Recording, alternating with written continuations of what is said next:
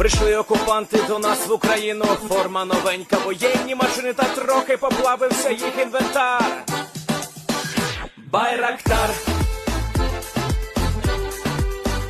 Байрактар.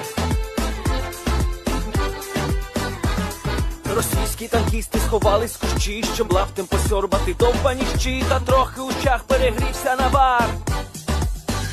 Байрактар, Байрактар. Приперли зі сходу до нас барани для восстановлення великої страни. Найкращий пастух баранячих отар. Байрактар, Байрактар.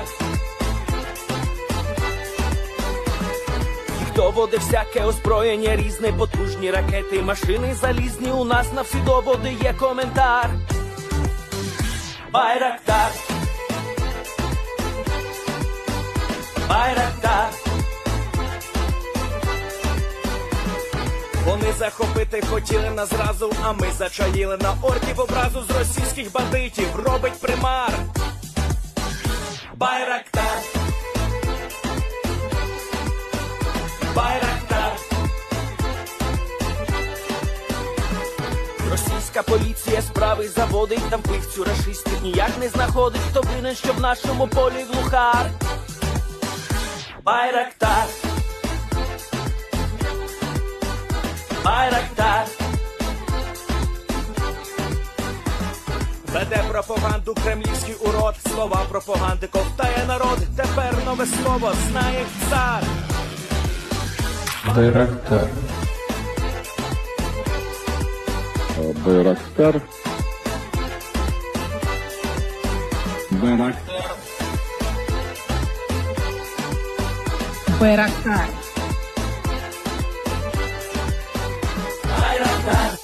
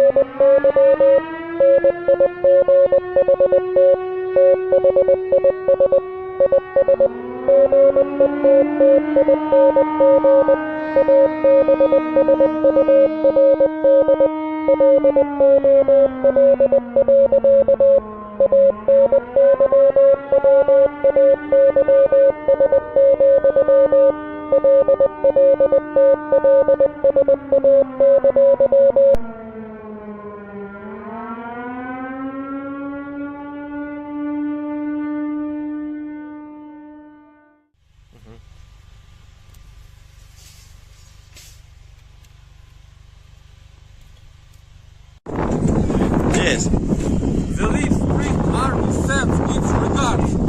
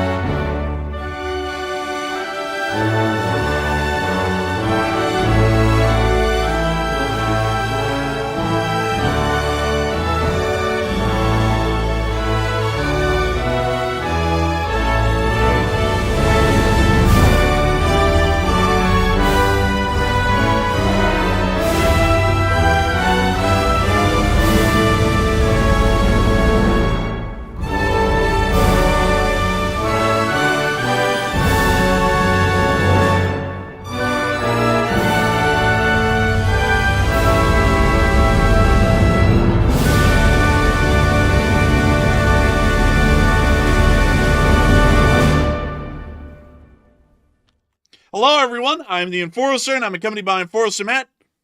And good evening, folks. It's Enforcer Matt, and welcome back to day 1170 of the War News Stream. And we have massive news yet again tonight. Pakistan has launched major attacks on the Indian forces over the entire day. Also, a secret Iranian nuclear facility has been discovered today by Israeli officials, and the U.S. officials are now threatening Putin over the Ukraine war with even more sanctions. So we have very big news to cover today, and it's good to see you all once again. And, of course, we're going to be covering the past 24 hours of news from around the world, as we have been able to hear of major developments on all three ongoing active fronts at this moment. As we have been able to hear that in both sides, inside of Pakistan and India today, major airstrikes have been conducted by both sides onto the other, with explosions being reported in the city of Lahore, conducted by the Republic of India's drone forces, as well as explosions from Pakistani drone attacks occurring around the area of Jalandhar in Punjab, as well as Jammu in the Jammu and Kashmir region. We have also been able to hear of heavy artillery battles occurring throughout the entirety of the line of control in the area of Jammu and Kashmir, and we have also been able to hear of ongoing air interceptions even as far off the south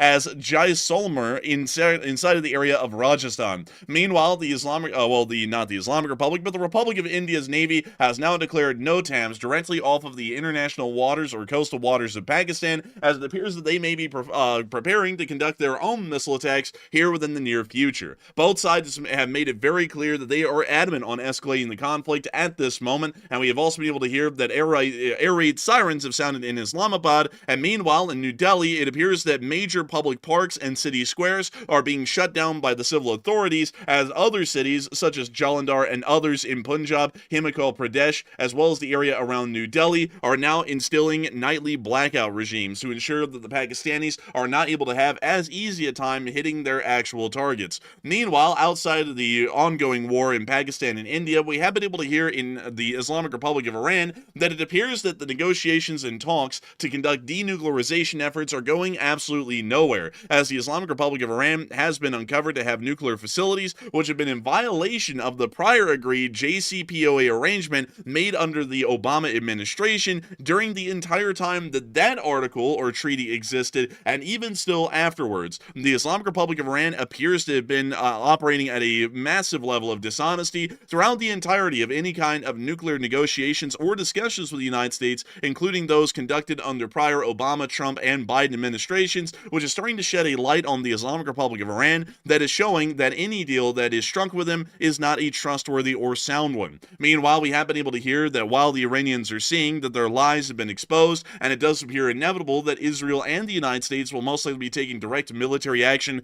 against the Islamic Republic of Iran, the Islamic Republic of Iran's government has stated that if any attack is conducted by Israel or the United States, it will quite truly open the gates of hell. Most likely for Khamenei only, but we'll see how many people go to hell once that war begins. Nevertheless, we were able to hear that the United States of America is attempting to bring about massive and crippling sanctions on the Islamic Republic of Iran today, and we have also been able to hear that the United States at the exact same time is considering a massive tariff reduction against the People's Republic of China that may be put in place next week, as we have been hearing rumors that the current 145% tariff against the People's Republic of China may be lowered to a more manageable 50% tariff, largely allowing most businesses and domestic producers in the United States, while still taking a hit on profitability, to be able to conduct business and keep their companies alive over these next few months, as it appears that the trade war may still not largely have an end in sight. Meanwhile, we've also been able to hear inside the United States of America that the ideas or thoughts on the Russian Federation are beginning to change, as the Vice President of the United States is largely coming out and making hostile comments now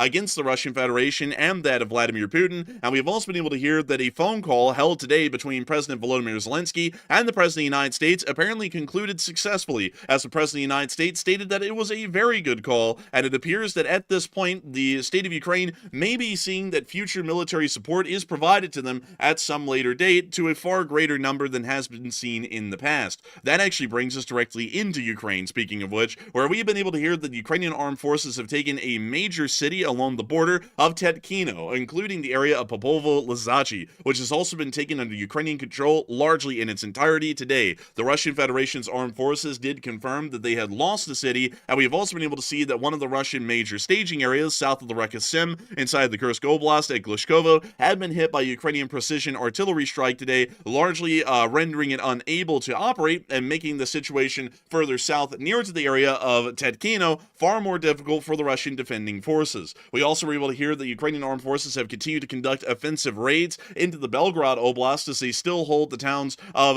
Grafovka and Demidovka, and we've also been able to hear that the Ukrainian armed forces have continued on counterattacks in the area of Pokrovsk. However, the Russian Federation has also announced at the exact same time that as of today, Russia was going to be implementing a unilateral ceasefire that would last from the 8th of May to the 10th of May. However, while those statements have been made, offensive actions have clearly been seen and have been attempted in the area of Toretsk and Pokrovsk, and we've also heard from President Volodymyr Zelensky that as of this moment today, nearly 3 separate air raids have been conducted on the Sumy Oblast, with ordnance being dropped by the Russian Federation's Air Force onto the territory of Ukraine, violating the ceasefire that the Russians set out unilaterally on their own. It appears that at this point there are major events going on quite literally around the world each and every day, and I gotta say that it is one hell of a news day again. I was actually talking to Matthew before the stream. Usually we'll have 25 to 30 independent pieces of news that we're going to cover individually here on stream. Tonight we actually have a whopping 49 individual news pieces and elements that we're going to be covering throughout the course of the stream. Once again, it is an incredibly packed news day, and once again, another thing that I do have to point out is that even with it being as packed and detail-oriented as it still is actually omitting a decent amount of additional news that was happening today inside the People's Republic of China and also in the Middle East as a whole. Those news segments were once again omitted due to the heavy presence of larger news categories or stories that we're currently trying to follow, but once we do have some room to follow or cover those stories again once on air, not only will we be covering those stories, but we will be also trying to catch you up to speed with what's been happening in the periphery when we have not been able to cover it. Nevertheless, we have an insane amount of news. And to move us on into the major news that we've been able to hear in between the Republic of India and the Islamic Republic of Pakistan, we have been able to hear that major strikes and battles have still been occurring in the area of Jammu and Kashmir, Punjab, Rajasthan, and multiple other regions, including the Arabian Sea itself, as we have been able to hear that major armed action is only ramping up at this point, and it does not appear that there has been any end in sight. To actually show y'all a little bit of video and picture evidence of what we've been able to see, at least around the area of Jammu and Kashmir, we actually were able to see some Indian artillery batteries near to the area of the town of Nashura, just on the several miles away from the line of control in between Pakistan and India within this region. We were able to see an Indian artillery battery opening fire against the Pakistani forces several miles away, which we could see in this clip right here. And we're going to be muting the clip because it sounds like there's music in the background, but we could see the entire artillery battery conducting a volley fire as it appears that they are attempting to saturate or shell to the point of mass saturation Pakistani positions several miles from this area. We can see that it is incredibly hazy and I would say actually quite foggy, at least in this area of Jammu and Kashmir currently, and specifically within this valley, which may make firefighting conditions incredibly difficult and will lower the amount of casualties, because while both sides may be laying down a heavy amount of gunfire, there isn't really an ability to conduct reconnaissance or actually physically see the targets that they're attempting to hit. Even an infrared drone in these kinds of in this kind of weather conditions may not really be able to fly or may not really be able to see that well, even with infrared imaging systems. And so for that reason, that means that there will probably not be a lot of casualties because of today's actions here on this clip.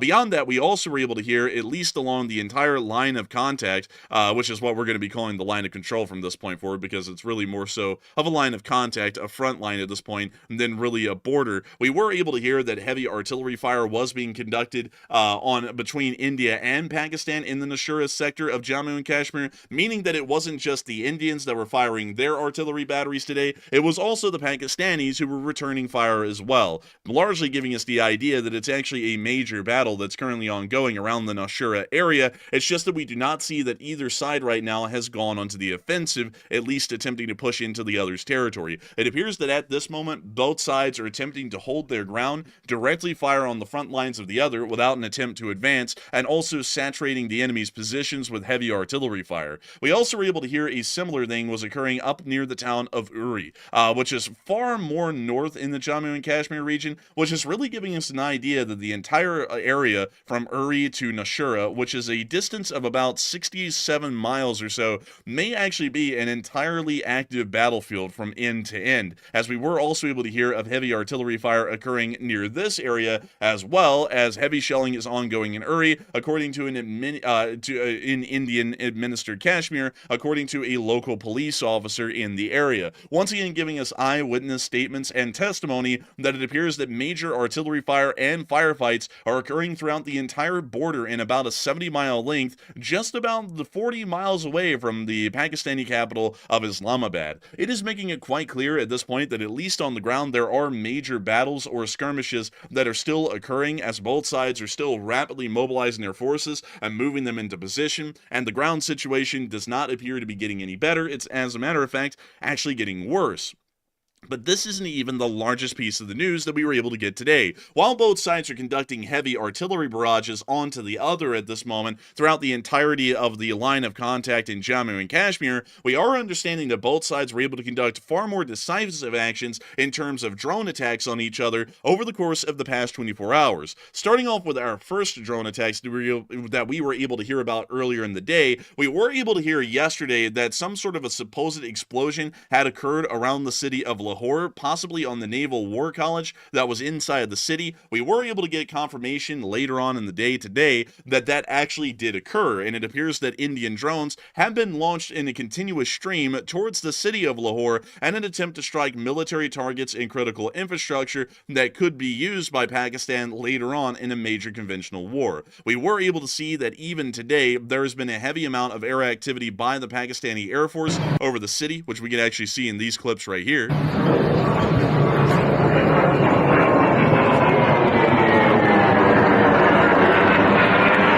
That appeared to either be a JF-17 Thunder or an F-16 Falcon.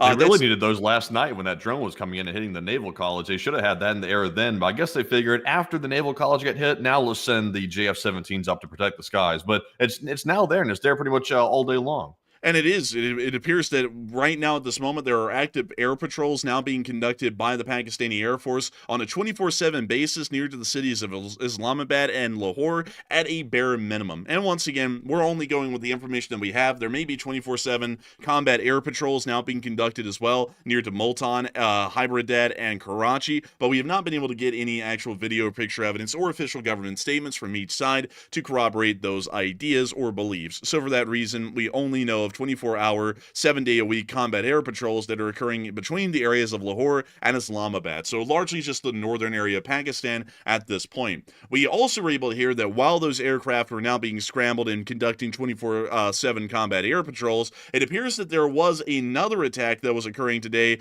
from Indian drones that actually ended up passing through the air defense and ended up hitting inside of the city, which we can see in this clip right here.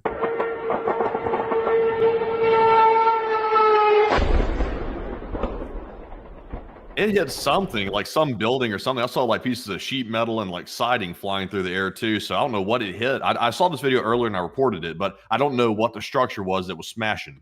Yeah, I don't really know what target it was exactly, and there wasn't a lot of geolocation that we could do in this clip because it only shows a telephone pole and a tree line along with some sort of a black cloud of smoke coming from near to the tree line, so it was a fairly difficult one, if not impossible, to geolocate off of just this little bit of information. This would have taken us a large amount of time today to try and figure out exactly where this was inside of the city or around the city of Lahore, but we were able to confirm that it was inside the city. Another interesting thing to note is that this drone's profile does look interestingly similar to that of a Shahed 136, a largely delta wing design drone. We do not know the exact model of the drones that the Indians are using, at least in this specific attack, but it does appear to share heavily in its design concept to that of the Shahed 136 series from the Islamic Republic of Iran. However, we also were able to get additional information that while this air attack was ongoing, it did appear that the Pakistani air defense systems were active inside the city and attempting to shoot down other drones that were also incoming as well. We have largely tried to geolocate this as best as we could, and we were able to come up with a pretty close approximate of where this was. It's actually somewhere close to where we've already covered before. You can actually see that there is a larger highway directly near to what appears to be some kind of a Sky Ranger air defense system, and in the background there appears to be a private plane or two, but no active airfield or runway nearby. We can also see that this air defense system was set up in what appears to be some sort of apparent construction that is still undergoing, and that appears to place this incredibly close, if not dead on the nail, to this area right around here. We can actually see once again the highway, at least right there in the clip. So you can see that highway. We can also see what appears to be possibly lampposts, although we really can't tell and there's no shadows being cast. It does look like there's at least some sort of plantings on the ground for the same lamppost that we're seeing on the clip. And also in the background, you can see the very same red aircraft right there in the film. You can see that aircraft right there. So it does appear that at least for geolocation purposes, we were able to confirm the exact location of this air defense system that was seen inside of Lahore, suggesting that the air defense systems are not being set up in a ring at the perimeter of the city, which would actually put them wildly close and possibly in artillery striking range to the Indian border. It appears that they're actually being planted deeper inside of the city itself as they are preparing for the drones to fly in and possibly trying to hit targets that are more so on the western side of the city, although it doesn't really seem like an air defense ring would be strong on the eastern side of the city, especially if they're using kinetic-based, they're largely gun systems to conduct the air defense for the city. But we were able to see the air defense system conducting its defense of the skies here in this clip.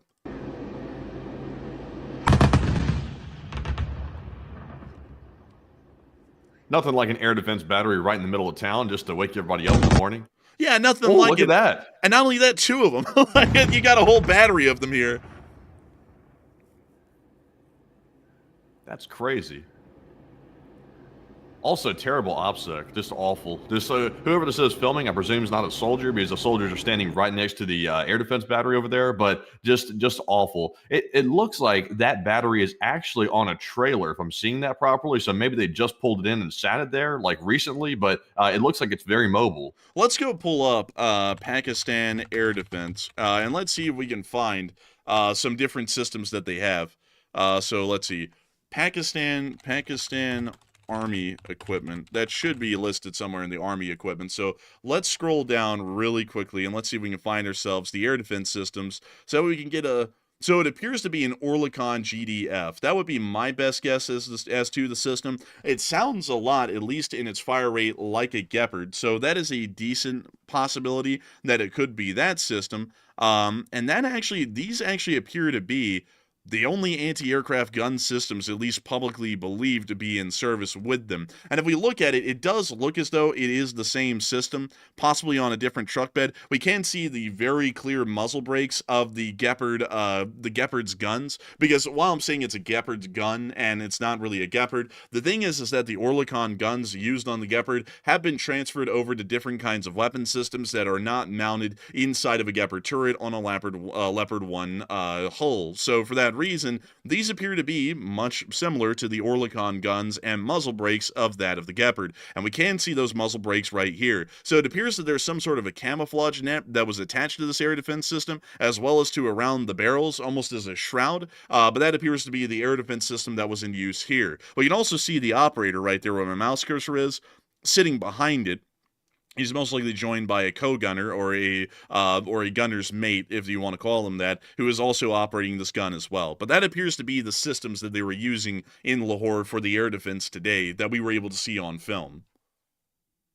Interesting. But moving on from that and on into our next clip, we also were able to hear, additionally, that apparently, at least according to Pakistani sources, 1,000 drones of Indian origin were shot down near to the city overnight, as one attacked a military target near the eastern city of Lahore, causing damage and wounding soldiers, according to official statements from the city. We also were able to see that there was proof of debris from some of the drones that were shot down. It appears that at this point, the Pakistan's military stated that so far it has shot 25 Israeli-made Harop drones through its soft kill, i.e. technical, and hard kill, i.e. weaponry systems. These drones are being used by the Indian side, and that this shows their desperation following the loss of 5 jets. That's the Pakistani statement, not ours, because we're about to have Indian bots coming in here and act like that's our statement. But beyond that, we can see right here the debris, or largely the manufacturer's plate on the drone that does state that it was manufactured inside of Israel,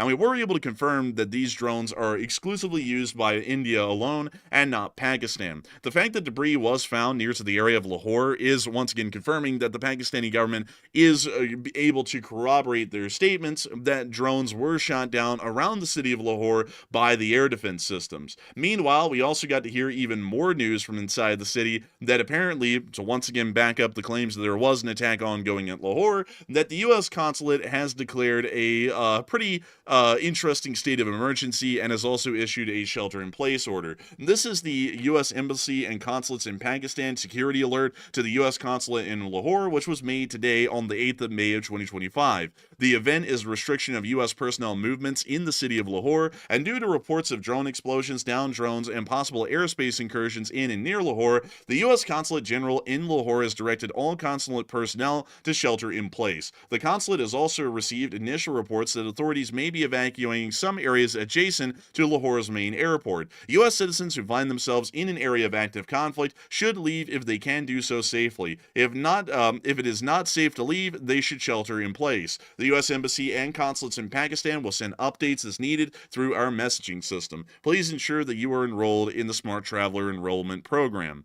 But nevertheless, it does appear that by every piece of fact and information that we have, there was an air attack that did occur over the city of Lahore today. The reason why I'm going through so much to make sure to confirm this tonight, because just want to make sure that I cross our T's and dot our I's here, is that we have had an endless amount of misinformation that has been published by both Indian and Pakistani sources, and I'm not kidding when I say that the largest amount of misinformation that I've ever seen in any conflict so far has come from this one. We have had to go through, Matthew and me, with a fine-tooth comb over the past day and go through and figure out what is accurate and what is not, and what information to trust and what information not to trust. We are going above and beyond to make sure that we are able to back up any claims or information that we were stating here on the show right now as hardcore concrete facts through every single channel and avenue that we can. The other reason why is because India and Pakistan have also mobilized their bot farms, which apparently may be some of the largest and most active in the world, to come onto this channel and attack the validity of the reporting, and largely, once again, put us under the gun of another group of people saying that we lie about everything we do. So making sure that we are as transparent and open as possible, and making sure that our stories are as well researched and backed up with facts as they possibly can be, we're making sure to go above and beyond so far, and being able to show actual proof from quite literally every avenue we can to show that something actually did happen. Moving on from that, though, and on into the area of the region of Punjab, directly across the border, we were able to hear that in the area of Jalandhar, a blackout has now been instilled in place. And as a matter of fact, the entire region of Punjab has now been issued blackout orders, meaning that civilian infrastructure or in military infrastructure are not allowed to show exposed lights at night, meaning that the area is quite truly blacked out, as many people know. Also, it's very quiet out here too. You can't hear a thing. Not a soul. Nothing, as a matter of fact. Not even those rats that run through the streets. You can't even hear them. Man, not even the sound of other interesting things. Just nothing at all. Nothing at all. But nevertheless, the blackout was in place. But while the blackout was in place in Jalandhar, we actually were able to see that there were apparent drone attacks that were also occurring in Jalandhar right here. By the way, I forgot to mention, I got the sequence of events a little bit mixed up here. The lights were actually on in Jalandhar when the drone attack happened. It was right after the drone attack that the blackout order was issued, and then the city went dark. So here's the clip right here. Oh shit. Video nahi? Oh, shit. Well, it looks like a landfill or something on fire. It looks like it's a hill or something in the distance, unless that's just like a mirage or something. I think that's the glare of the fire. I think that's more so just the reflection of the fire off the smoke that's kind of making it look a little bit like a hill, because it mostly looks like smoke to me. But once again, it's nighttime, so it's really hard to tell. It's just really tough to actually make that kind of a shot or a call on what that really is. But beyond that, we were able to confirm that Pakistan was able to hit Jalandhar with some sort of a drone attack at just about 12 hours after the drone attack on Lahore had been conducted earlier in the day.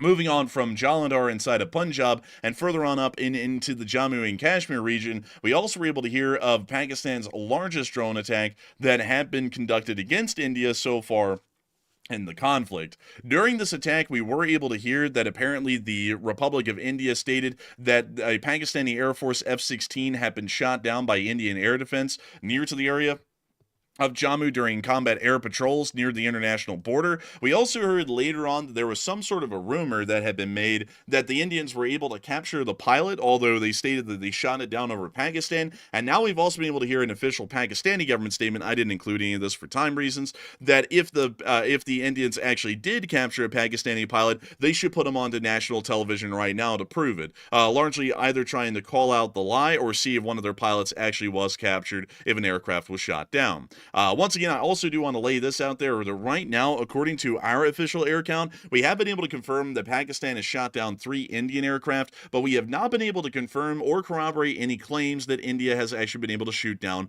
any Pakistani aircraft. We are still waiting for any kind of confirmation on the JF-17 that was supposedly shot down on the first day of the major battles that started to occur between India and Pakistan, with Operation Sindoor being conducted on that day. We still have no confirmation that JF-17 F-17 has been shot down. And as of this moment, while we have a report that an F-16 from Pakistan was shot down, we still have no corroboration or real proof to show that that F-16 actually was shot down so far. So right now, while those are on the books, we can't really say that that's actually what's happened so far yet. We can only tell you all that and then wait for further picture or video evidence to be able to confirm exactly if it did or did not happen. Nevertheless, a lot of people have been talking about the Pakistani government stating that there is no room to de-escalate now, and the conflict is heading down a blind alley. And a lot of people have been putting in their thoughts on the official Pakistani government statements today, and it seems as though many people are agreeing that this is going to be a full-scale total war, which it really already is at this point, so everyone's under the concept that it's not going to be winding down, it's only going to be winding up from here. Others are saying that it will remain at the current level. Some people are saying it will probably end very soon, and a small amount are unsure and undecided. But Matthew, what are people thinking about this, and what are you thinking about it as well? All right, so about 64% of the audience said it's going to be a full-scale war and only ramp up from here, while 14% said it's going to remain at the current level, and 13% said it'll probably end very soon. And really, the most unlikely option, in my opinion, is the war ending soon. This thing appears to be ramping up, and with Pakistan saying there's no room to de-escalate, and also they're going down what he calls a blind alley, I would say that they're seemingly blind right now because, once again, both of these powers are nuclear armed. So if one side gets a little bit too out of hand, the possibility of nukes is going up dramatically. So that is something that both sides seem to have forgotten about, is that it could end up in a nuclear exchange if it gets really, really bad. So it is going to escalate. That appears to be pretty much certain at this point. Pakistan launched a very large attack that we've been watching in the videos on India in the Jammu region of Kashmir. And also India attacked Pakistan last night. And right now we're waiting for the follow-up attack from India, because now it's their turn. The ball's in their court to attack Pakistan in return for the latest attack on their country. So it appears to be going berserk and wild. And nonetheless, while the U.S. is trying to tamp down the tensions, it does not appear to be working. It appears that they don't value the U.S. words very much right now because the hatred is running so deep. They're basically at each other's throat at this point. So it's going to get worse. I'm with 64%. But Enforcer, what say you? I would have to say that, in my opinion, I do believe without a doubt that it is going to be a full-scale war. At this point, it appears that both sides are quite adamant on avenging their losses, even though they could easily try and de-escalate the situation at this point and find a negotiation, a way out through negotiations. I don't think that either one is wanting to achieve that, and each of them is wanting to get into a full-blown conflict to really try and teach the other a lesson. That at least seems to be the case between Pakistan and India. I also want to point this out really quickly because someone has said in the chat, and I'm here to defend the credibility and factuality of our news. Someone made the claim earlier that we are spreading misinformation on the channel. I saw this in the chat a little while ago, Matthew, because the Rafale that was shot down on the tail fin section where the picture was taken of the debris had BS-001 on it, and that's not the proper designation of the first Rafale that was given to the Republic of India from their purchase order from France.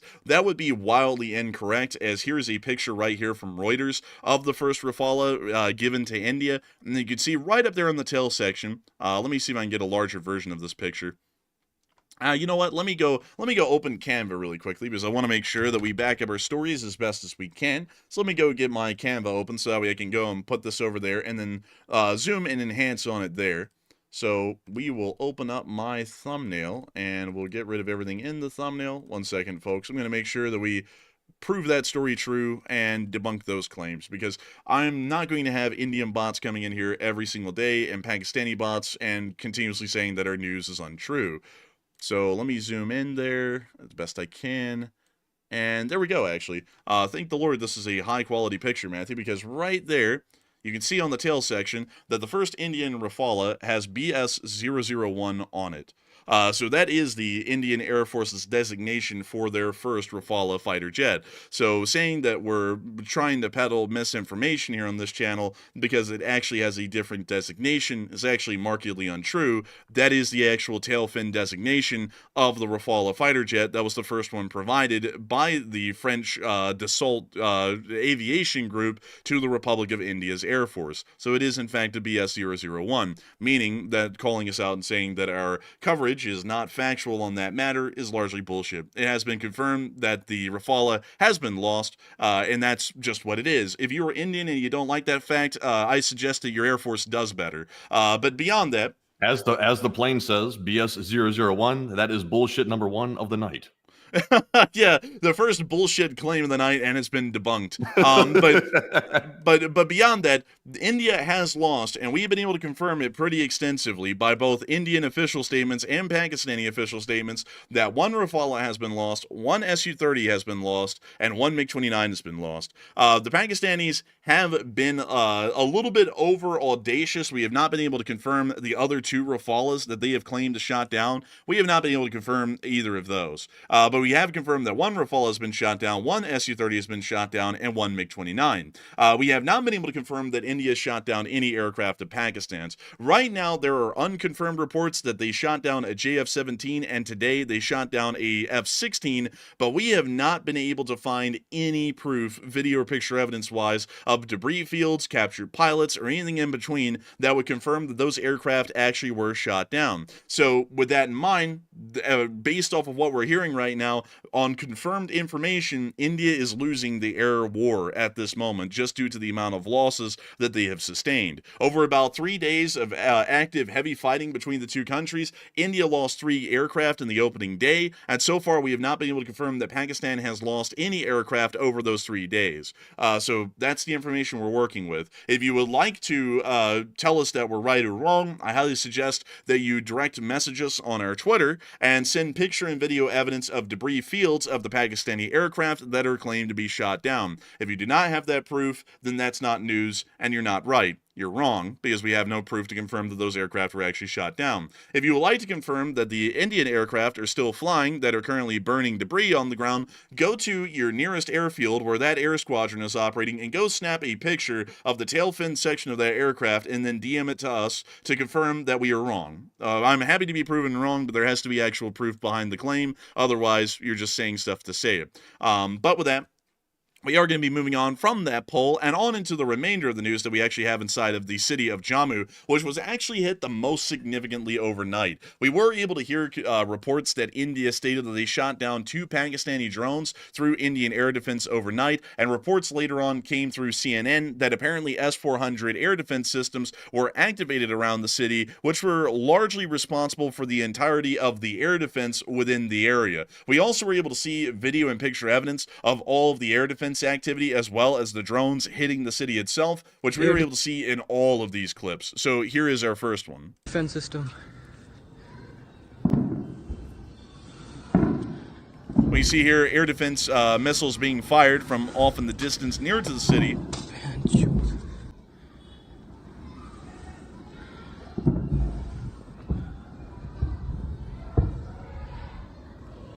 Air defense system. And that's the end of the clip right there. But moving on from that one and on into our next clip, we also were able to see more air defense clips. We're going to move to this one here. And we see another air defense missile being fired from the ground at some sort of an incoming target. From what we are understanding, we are largely understanding that, once again, the only air defense system or large air defense systems that were active around the city were those of the S-400 batteries, but we still are not sure what other air defense systems may have been in use in the city of Jammu during the attack. We see here another clip being made in the blacked out streets of the city of Jammu. Once again, the blackout also extending into this area as well.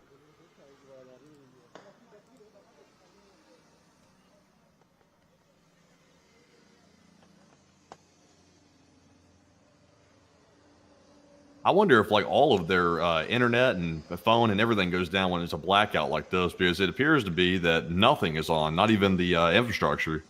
I believe the blackout is largely just enforced by everyone turning off their lights. I don't think the grid ever goes off, but you're forced to turn off your lights or face some sort of a fine or civil punishment, I believe. Oh, okay, that would make more sense. Because I personally thought they were turning it off from like the grid operator's position. I thought they were doing that. Oh, no, that would cause a huge amount of issues. Like, for example, say with a hospital, like they can turn off all their lights, but what about the all of the medical systems inside that still require electricity? If they shut off the whole grid, they wouldn't be able to run the hospitals. Good point. But we can see here the car is passing through in the night.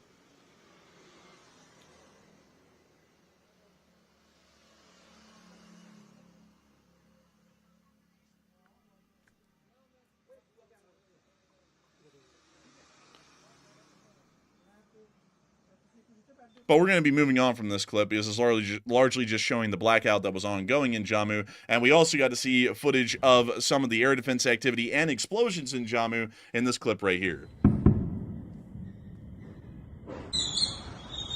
We can once again see air defense activity.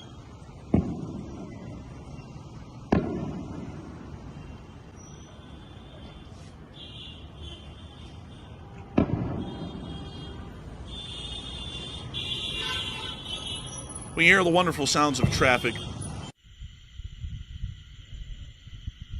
We also see once again them filming what appears to be ground air defense fire over the city of Jammu in this clip right here.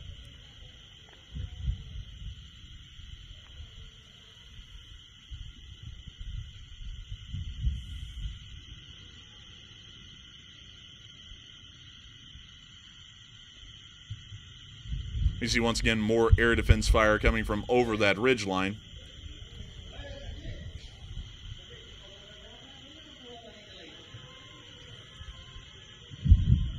We also hear car alarms going off, possibly suggesting that there was an explosion somewhere in the distance, although we didn't hear it. Or someone's just getting mugged. It could also be that as well.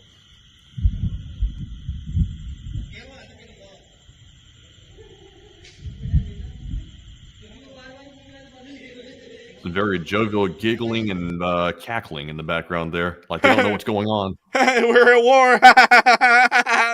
It's like, bro, it's like, all right, man. It's like he's got a totally different reaction to war than most people. But we see more air defense fire here in this clip as well.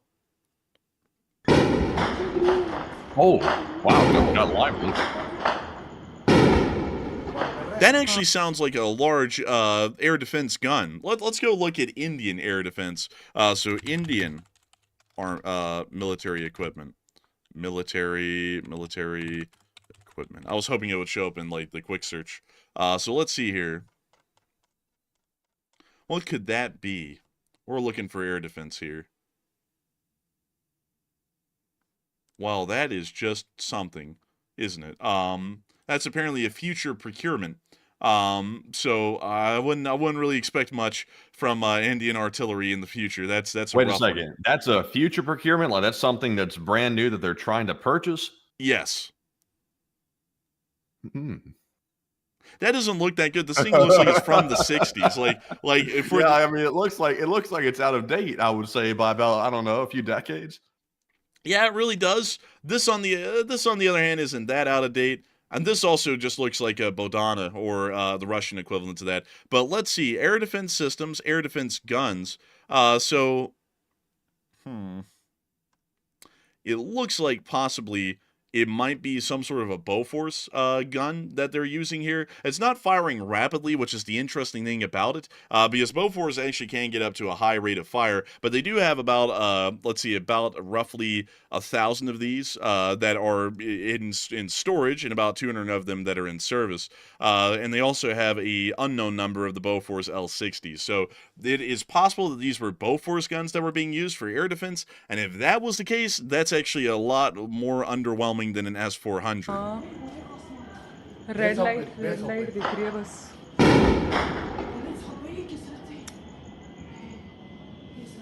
भैया यहाँ से फेंक रही है airport से. And you hear some rifle fire as well. ज़्यादा मतलब नहीं. War çıpakan. Oh God,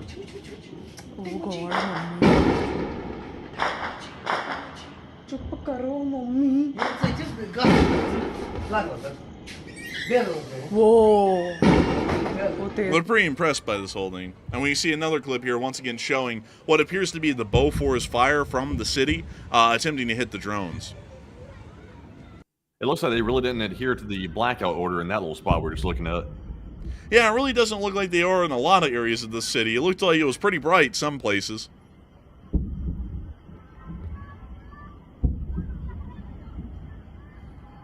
Yeah, it doesn't really look like the city was blacked out yet. Also, looks like they're still getting some very strong 5 bars of 4G here in this city as well in Jammu. Actually, Matthew, it's Jammu and Kashmir. I'm just kidding. This is the city of Jammu. Totally different thing than the actual region of Jammu and Kashmir. But nevertheless, it does appear that major drone actions have been conducted by both sides at this moment. And we also were able to hear that both sides' capitals are also appearing to prepare for what is coming. We were able to hear that inside of the area of Islamabad, air raid sirens were sounded.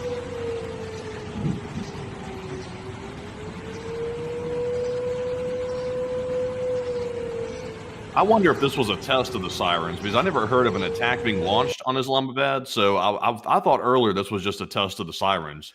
That would be interesting, but the thing is that I've been seeing air raid sirens going off over Islamabad every other day now, and they're saying it's a test of the air raid sirens. And it's like, if you're testing them that much, it's like there's no way for everyone in the city to know this is a test. So it's like, I don't know if it's a test or not. I'm not really sure. Because I also didn't hear of any ongoing attack or even air defense activity either. But it's a little bit weird that they're testing them almost every other day right now. Yeah, and they also did declare an emergency here in the city of Islamabad as well. So I don't know, like they're either being very coy about it being attacked, or it's just a test and they're really getting zealous with the tests. Maybe so. It could be either.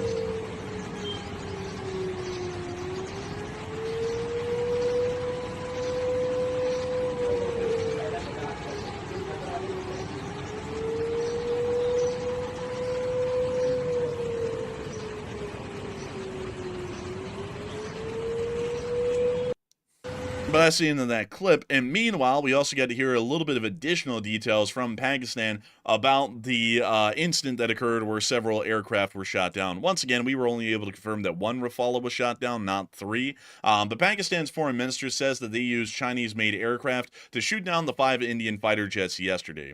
I'm not really sure if that's true. We're going to take that at face value, though, considering that they were the ones that did shoot down 3 Indian aircraft, which means that they used J-10s. Because this is the only Chinese aircraft of modern design that they currently have in the Pakistani Air Force. A little bit interesting here that they're saying that this is the aircraft solely responsible for the air kills, and they're also not claiming that air defense batteries shot these aircraft down. They're saying that they were all shot down by J-10s. A little bit interesting with that. And this also would be the first time that the J-10 has actually ever seen an air engagement scenario, which is also a little bit interesting as well. But once again, the claim seems a little bit interesting because it's a little bit bizarre. The 3 aircraft were shot down, but we were able to confirm that. But it's also a little bit more bizarre to say that all 3 of them were shot down by the same type of aircraft in the same period of time, considering that Pakistan only has about 14 of those aircraft in service. So that would largely be my assessment on that. I think that claim might be a bit of a stretch and more so a propaganda related thing, but we'll have to see as time continues to pass. Nevertheless, in New Delhi, we also were able to hear that India Gate has been evacuated. This is actually where the Indian version of Nixon said, "Wiretap them." But we were able to hear that the entire area has been evacuated, which you're able to see in this clip right here. Oh, look, Italy. Right now, this guy is yelling over the loudspeakers, "We found you. Make sure to come out and give up." It's like, we got you. The wiretapping happened.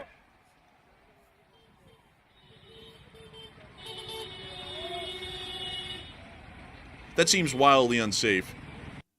But anyways, that's the He's end. trusting a lot in that one-hand movement. He's thinking that will stop the whole line of traffic. I'm like, I'm not so sure. It looks like they're not stopping to me.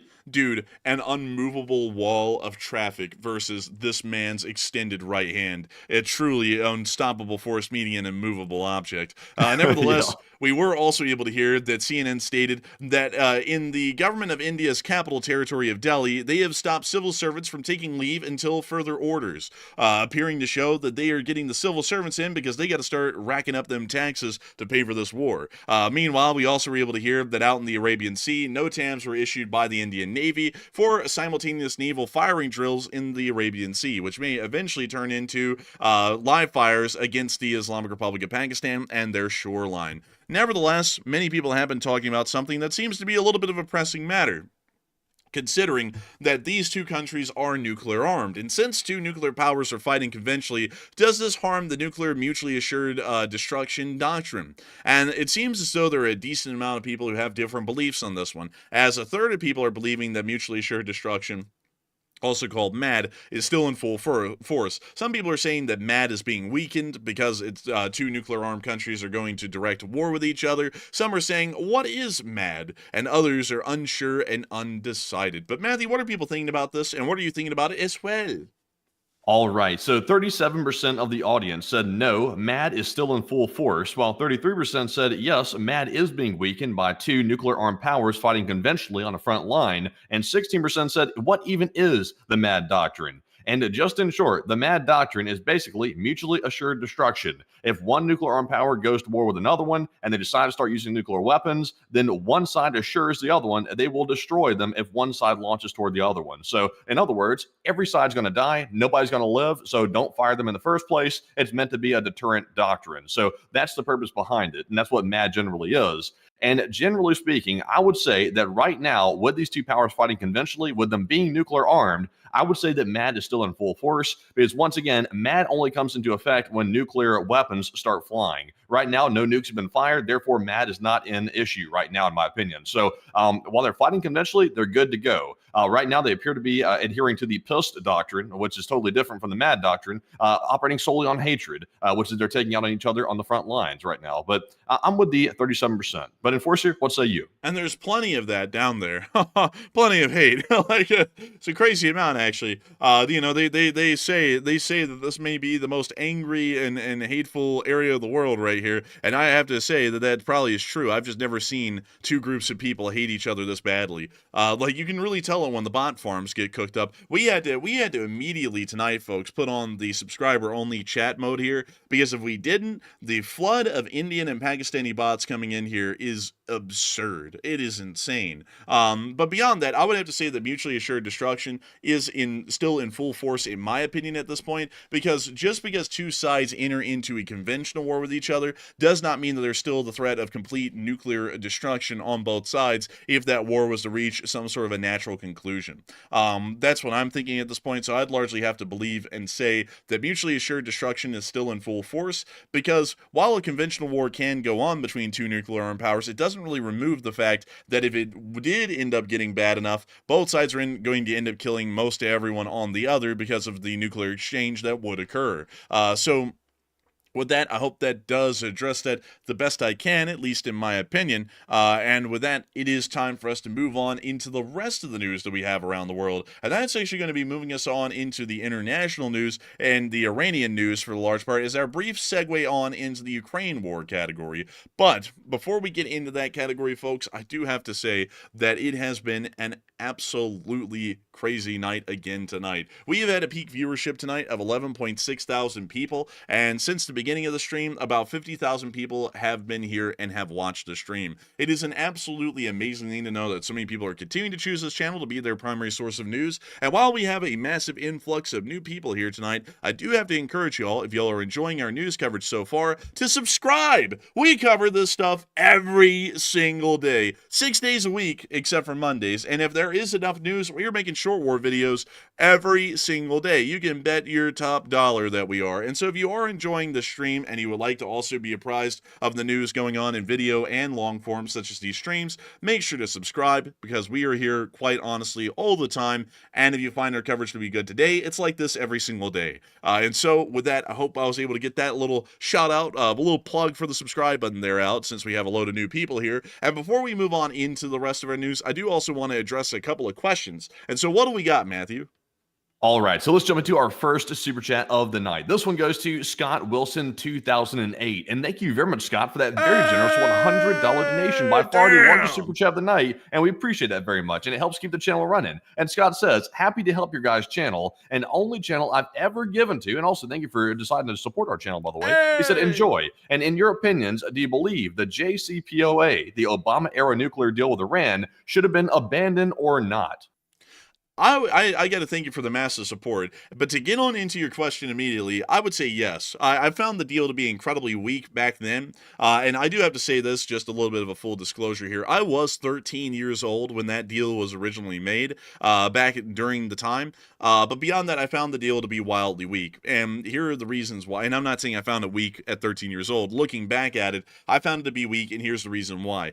It is entirely relying on faith and good credit with Iran for nuclear nuclear inspectors from the U.S. to be able to ensure compliance to the deal. That was the whole reason why I found it to be very weak, because if Iran didn't want to show them a facility, secretly build one, and then run it on the side, enriching uranium to weapons grade and also researching and developing nuclear weapons, they easily could, and all they had to do was make sure that it was covert and quiet enough and not inform U.S. nuclear inspectors. It was a wildly weak deal for that reason, and it's also a deal that we're implementing with a country that is really radically driven ideologically. They do not think rationally at any given level, and they largely think of a way to try and destroy Israel and the United States really any way they can. They make it quite clear that they believe that, because in their parliament they chant death to Israel and death to America quite commonly. That's really something that you'd never see in the U.S. Congress or that of really any other country. So with that in mind, we can clearly get an idea that they are radically driven ideologically. With that in mind, a country like that is never going to follow that kind of a nuclear agreement, and so instead of trying to find some negotiated settlement where both sides are equally displeased, we largely have to go with the concept of they either will be forced to not have any nuclear weapons or they will. So we either have to actively get involved and exert the effort to stop them from developing nuclear weapons and ensure that they will never have the ability, or we just have to sit back and let them create one, because that's what they're naturally going to do, whether we enter a deal with them or not. And so with that in mind, I would say that it was a wildly weak deal back then. I actually did agree with the current president's decision to rip up that deal in early to mid 2017. But the problem was, the failing was, is that once he ripped up the deal, he didn't do anything further beyond that point. So he ripped up the deal, and now there wasn't even a good faith and credit kind of an agreement that we have with the Iranians that they still weren't going to follow anyways. Then there was absolutely no agreement at all, and then Iran has been speeding as quickly as they can over those years on a nuclearization program. And it's quite clear at this point that we've reached an apex for the large part, or we've reached the crux or the pinnacle of the situation.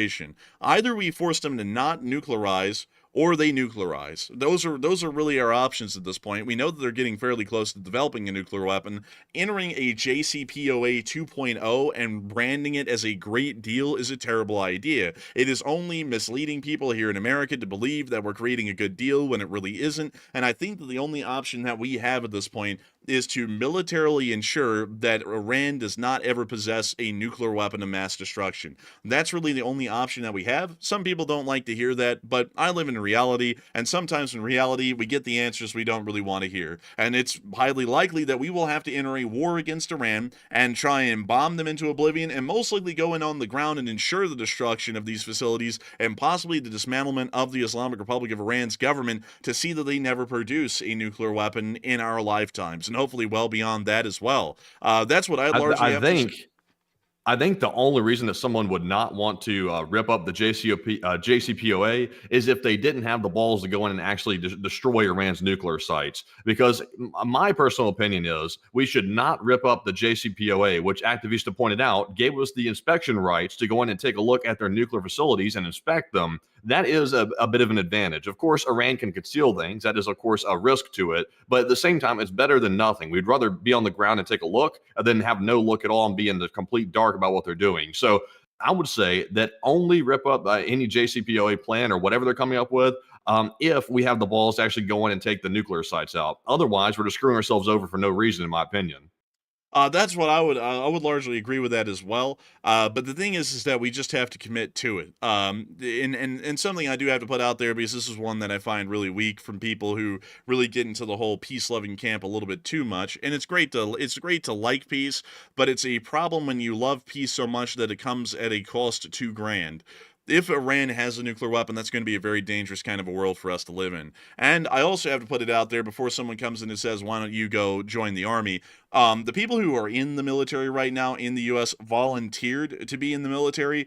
They understood the risks when they were signing up, and the government is in a welfare program where we give out checks and we're supposed to ensure their safety. It is a job, and it is quite a dangerous job and quite a dangerous undertaking, but it's a majorly important one because they take up that job so that way, if a moment like this shows up, we are sending over the people we need to take care of business. And that's what I think that we should do. We should, if we need to, send over the military and start conducting aerial campaigns against Iran's key nuclear sites, and then possibly send in forces on the ground to mop up the Iranians and pretty much ensure that the Islamic Republic of Iran ceases to exist. If they are not willing to make the smart decision, which is to not nuclearize, and there is no way that we can guarantee that, then we need to take any and all actions necessary to ensure American national security and American international interests around the globe, and to stop another radical, extremist, unstable country from possessing the most dangerous kinds of weapon systems that exist in the world currently. That would be my opinion on that. Some people might disagree. Some people might say that that's going a little bit too far.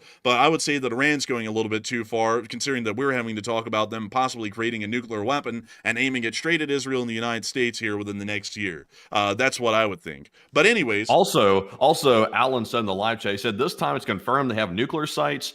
And we are actually going to get to that news later on the stream. But just to give you an upfront glimpse of what we've learned today, it's been uncovered by intelligence that they've had a nuclear site which has been developing long-range nuclear weapons for a very long time. And it's been kept secret up to this point. The site's code name is called Rainbow, and it's just been unveiled to the public that Iran has that. So that's what's been discovered today. So that's why all of a sudden Iran's back on everyone's radar with this nuclear problem at the forefront is because of that discovery.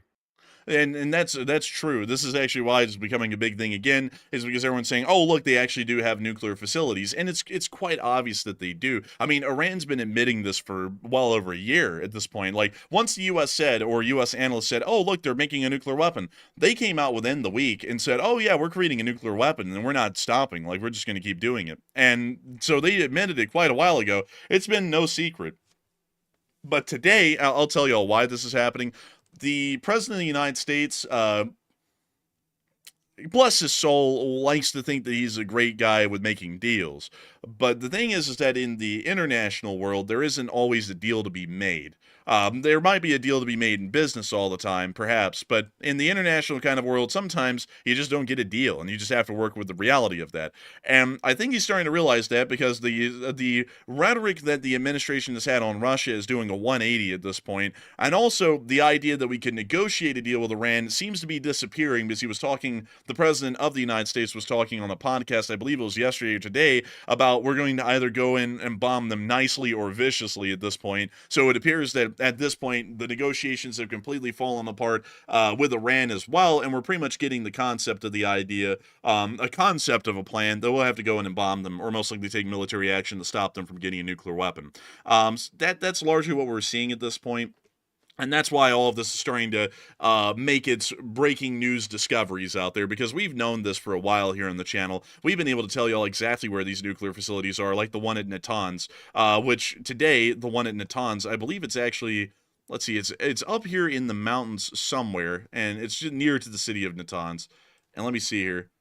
It's not this building. It's one of the buildings on the periphery of the city, but it's a centrifuge that's been used to develop and enrich weapons-grade uranium for some time. And today they acted like they just uncovered the facility for the public that may not be paying attention, so that way they can largely start laying out, at least within recent memory, the framework for military action against Iran for the large majority of the public. But the reality is that folks like us here on this channel, and many of y'all, have been hearing for about a year at this point that they have been producing nuclear weapons. We pretty much know most, if not all, of their nuclear facilities and where they are inside the country here on the channel. There's one at Natanz. They have a decent amount of them here in the area of Bushehr. They also have a decent amount of them in the periphery of Tehran. They also have some nuclear facilities in Tabriz. And also there are some more niche or obscure nuclear facilities near to the area of Rafsanjan, which hasn't really come up a lot here in the channel, but we pretty much know of all of their locations and what part they play in the nuclear research and development programs in Iran. So now it's becoming a magically discovered thing for the public, so that way everyone can go, oh my god, they're actually creating nuclear weapons.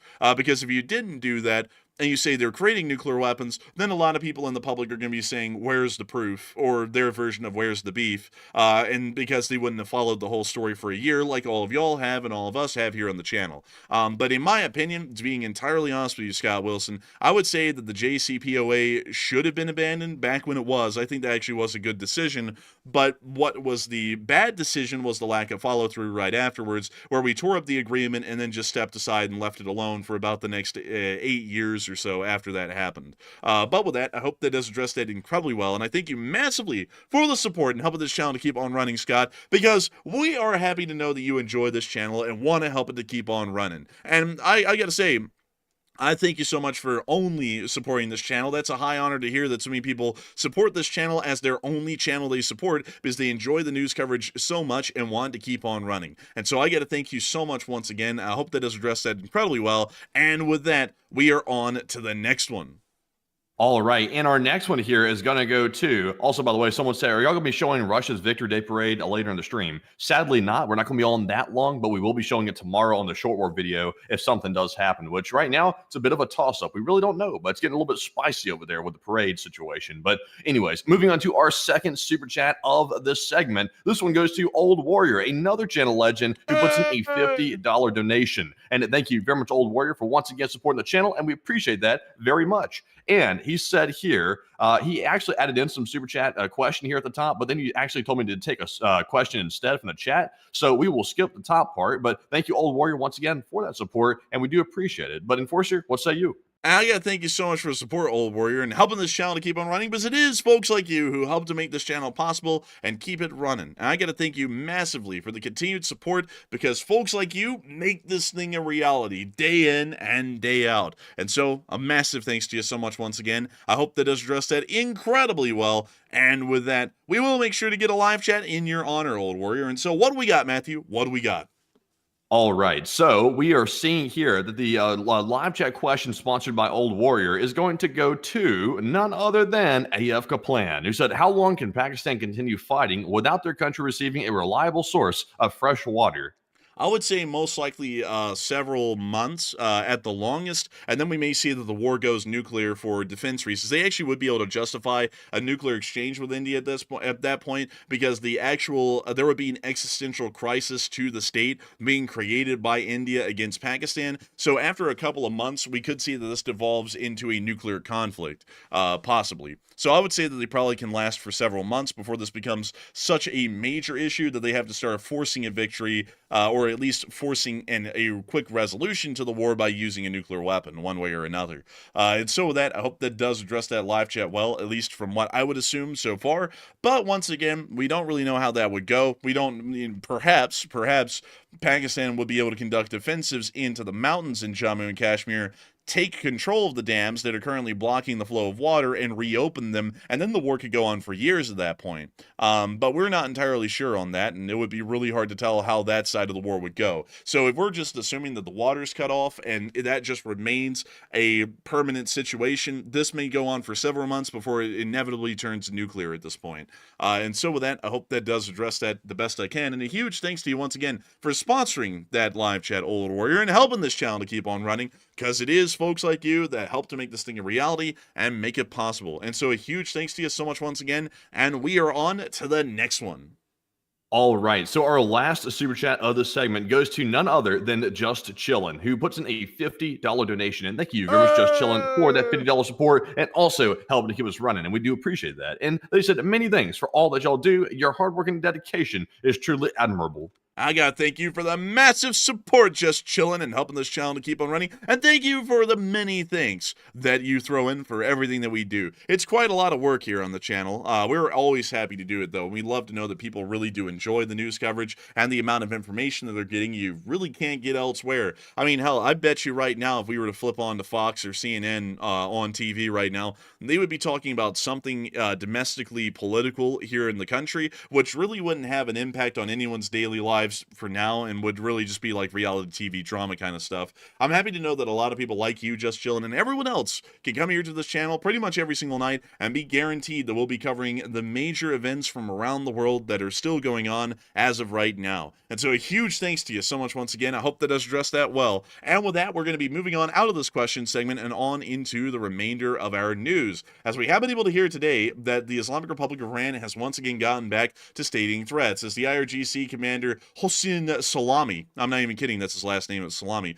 said Thursday that any attack by the U.S. or Israel would open the gates of hell. I would have to say that if this guy's last name is Salami, his bowels are probably opening up the gates of hell with how rancid that would be. But beyond that, it appears that they are once again issuing another threat. We also were able to see that today a nuclear site was uncovered as a secret Iranian nuclear site, codenamed Rainbow, where the regime is developing nuclear-capable missiles with a range of 2,000 miles. We can actually see the facility right there. That's it, folks. It's in... Oh my, that looks so secret. Oh, whoa. Oh, it must have underground facilities. It must also have a IRGC checkpoint and an unusually high level of security for this very descript place out here in the middle of nowhere. You know why they call it Rainbow? Do you know why? Why, Matthew? Why? Because it's like Skittles. You get to taste all the colors of a rainbow when you go here. You get to taste all the nice radioactive chemicals and things like that, and also radioactive substances. It's just fantastic. I'll tell you what. They want 2,000 miles of Skittles range on these rockets. Man, and then you go in there and it's like, that's odd. All I can taste is copper. It's like, it's just like, no. I taste metal. There's no graphite on the roof. But moving on from that and down to the area of the region close to Bushehr, we were able to see that Iran showed off another underground naval base, which we can see in this clip right here. A lot of drones for it to be a naval base, and now we can see the boats. The Iranian Navy is so big, they can actually trailer it away like a fishing boat. We see them here showing a Black Hawk, and then we could see the Iranian Navy at work. Look at them go on their speedboats, firing off their shitty little rockets. We all know that the Iranian Navy is just the most powerful on Earth, folks. It's not even a question.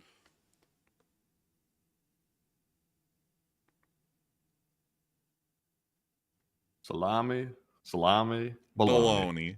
Yes, Popeye had it right the whole time when he said salami, baloney. Because if you hear salami say something once and you hear him say something twice, you can guarantee it's baloney. Man, I gotta tell you. Also, man, I like how they use this picture as propaganda on the Iranian news, because it's like, isn't that their drone that we took a picture of from a helicopter that they pretended like it was stealth and we didn't see it, but we did? It's like, why are they using that in their own propaganda? Yeah, it's so goofy. I guess that's why they call it rib news, because they're ribbing somebody. Oh, look, and the drone's looking back at the helicopter.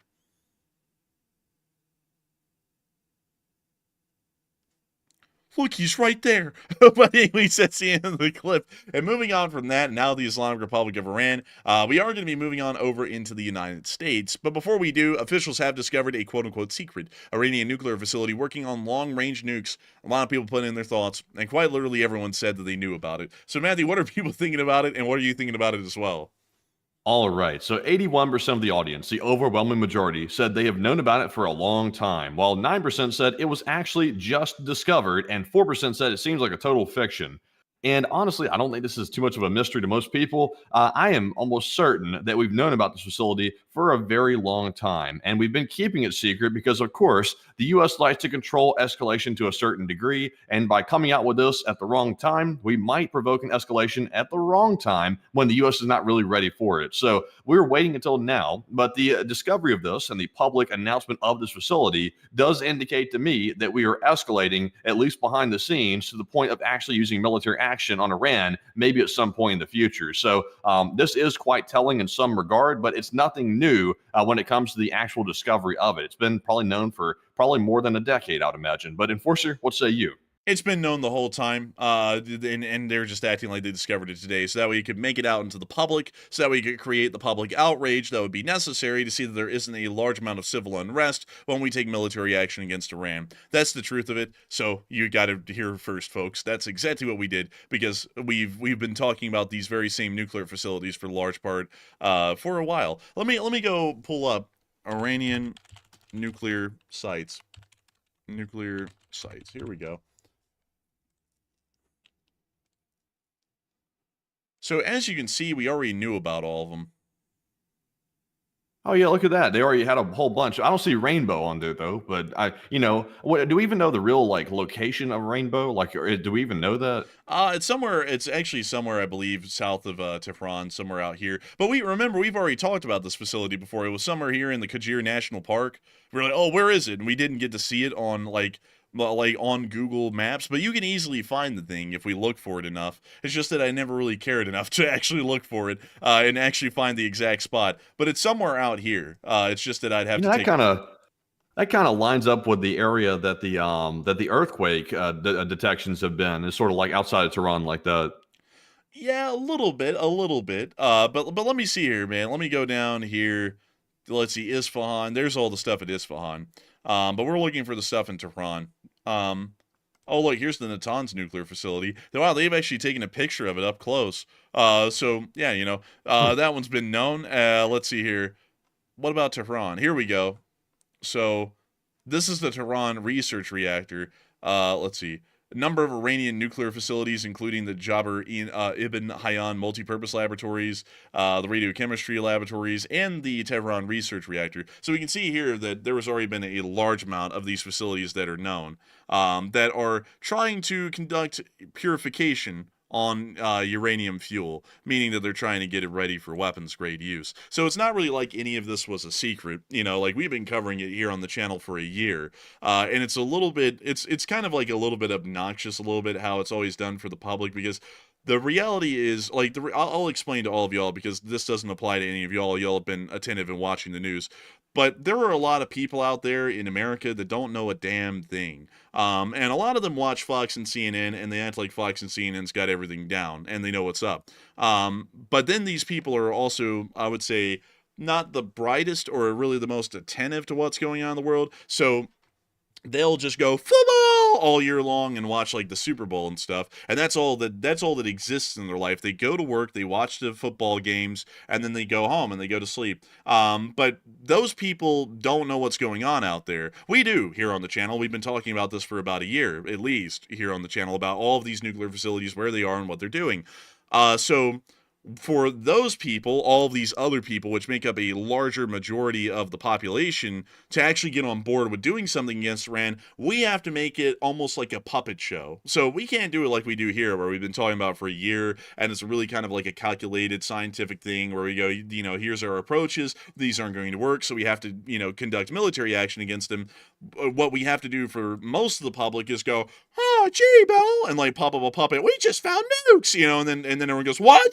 And then everyone freaks out, and then we go, we got to do something about it, and then everyone in the public is outraged, because it sounds like some sort of a massive discovery we just made today, when it really hasn't been, and we've known for it for years. But then that gets everyone in the public on board to actually going over there and beating their ass, so that way when we do it, there's not a whole bunch of kumbaya, peace-loving people coming out and going, why did we do it? There was no proof. It's like Iraq, so that way we can go, we did it for these reasons. So that's kind of why all this is being done today. That's why that's why we're not really giving it a lot of time here on the show. We're about to move on into Ukraine immediately, because it really isn't worth the time. We've already been covering this for at least a year here on the show, but these things have to be done by the government for the public's benefit, because a lot of them don't pay enough attention to actually know that this has been going on for some time.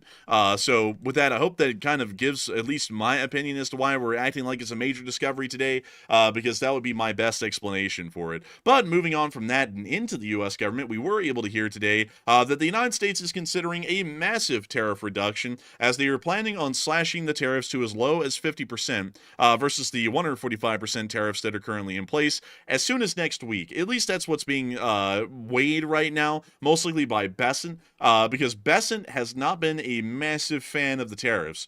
He's actually been talking, I don't know if you heard this, Mandy, but he's actually been publicly speaking about, we really need to lower these because this might not end up doing us well in the long run. And I've heard him say that a couple of times, so I think this whole tariff slashing is being spearheaded, at least in thought, by Besant for the large part of anyone in the government currently, because it is not doing anyone well in specific economic sectors, either in the U.S. or in China, and both sides have an inherent interest in lowering these tariffs, because if they don't, they are going to completely destroy the industries involved. A 50% tariff is actually manageable. A 50% tariff, you can largely see that the tariff is split between the factory in China and the actual companies here in America, which would actually make it to where there are hardly or any price increases at all across the board for most products that are produced in China of the specific categories that are. But that sort of largely seems to be the situation that we're now trying to achieve at this point, is that while the tariffs will still exist, they're not going to be entirely destructive. But moving on from that, we also were able to hear that U.S. Stances on the Russian Federation are apparently changing, as we've now been able to hear that the Vice President of the United States has stated that the U.S. will withdraw from the negotiations on Ukraine if the Russian Federation does not conduct them in good faith. Man, it's almost like he's saying what we've been saying for like 2 months here, man. Like, honestly, we ought to be like the vice president or something. Because haven't we been saying that for like 2 months or 2.5 or 3 months now or something? Yeah, we've been saying it for a long time. And I like the part about if the Russians don't conduct them in good faith, like they're confused about whether or not the Russians are negotiating in good faith. It's a bad sign. And I know, obviously, we know what they're doing here. They're trying to give the Russians yet another chance to try to come to the table, which is honestly futile in my opinion. But at the same time, though, it makes the U.S. officials look ignorant by pretending like they don't know what the Russians are really up to, which is a really bad look for the public, because if the public doesn't really see what they're trying to do here by making that statement, then you automatically assume, well, they must be kind of dumb to think that Russia's actually trying to negotiate in good faith, considering that Putin's made every bad move you can make during these talks.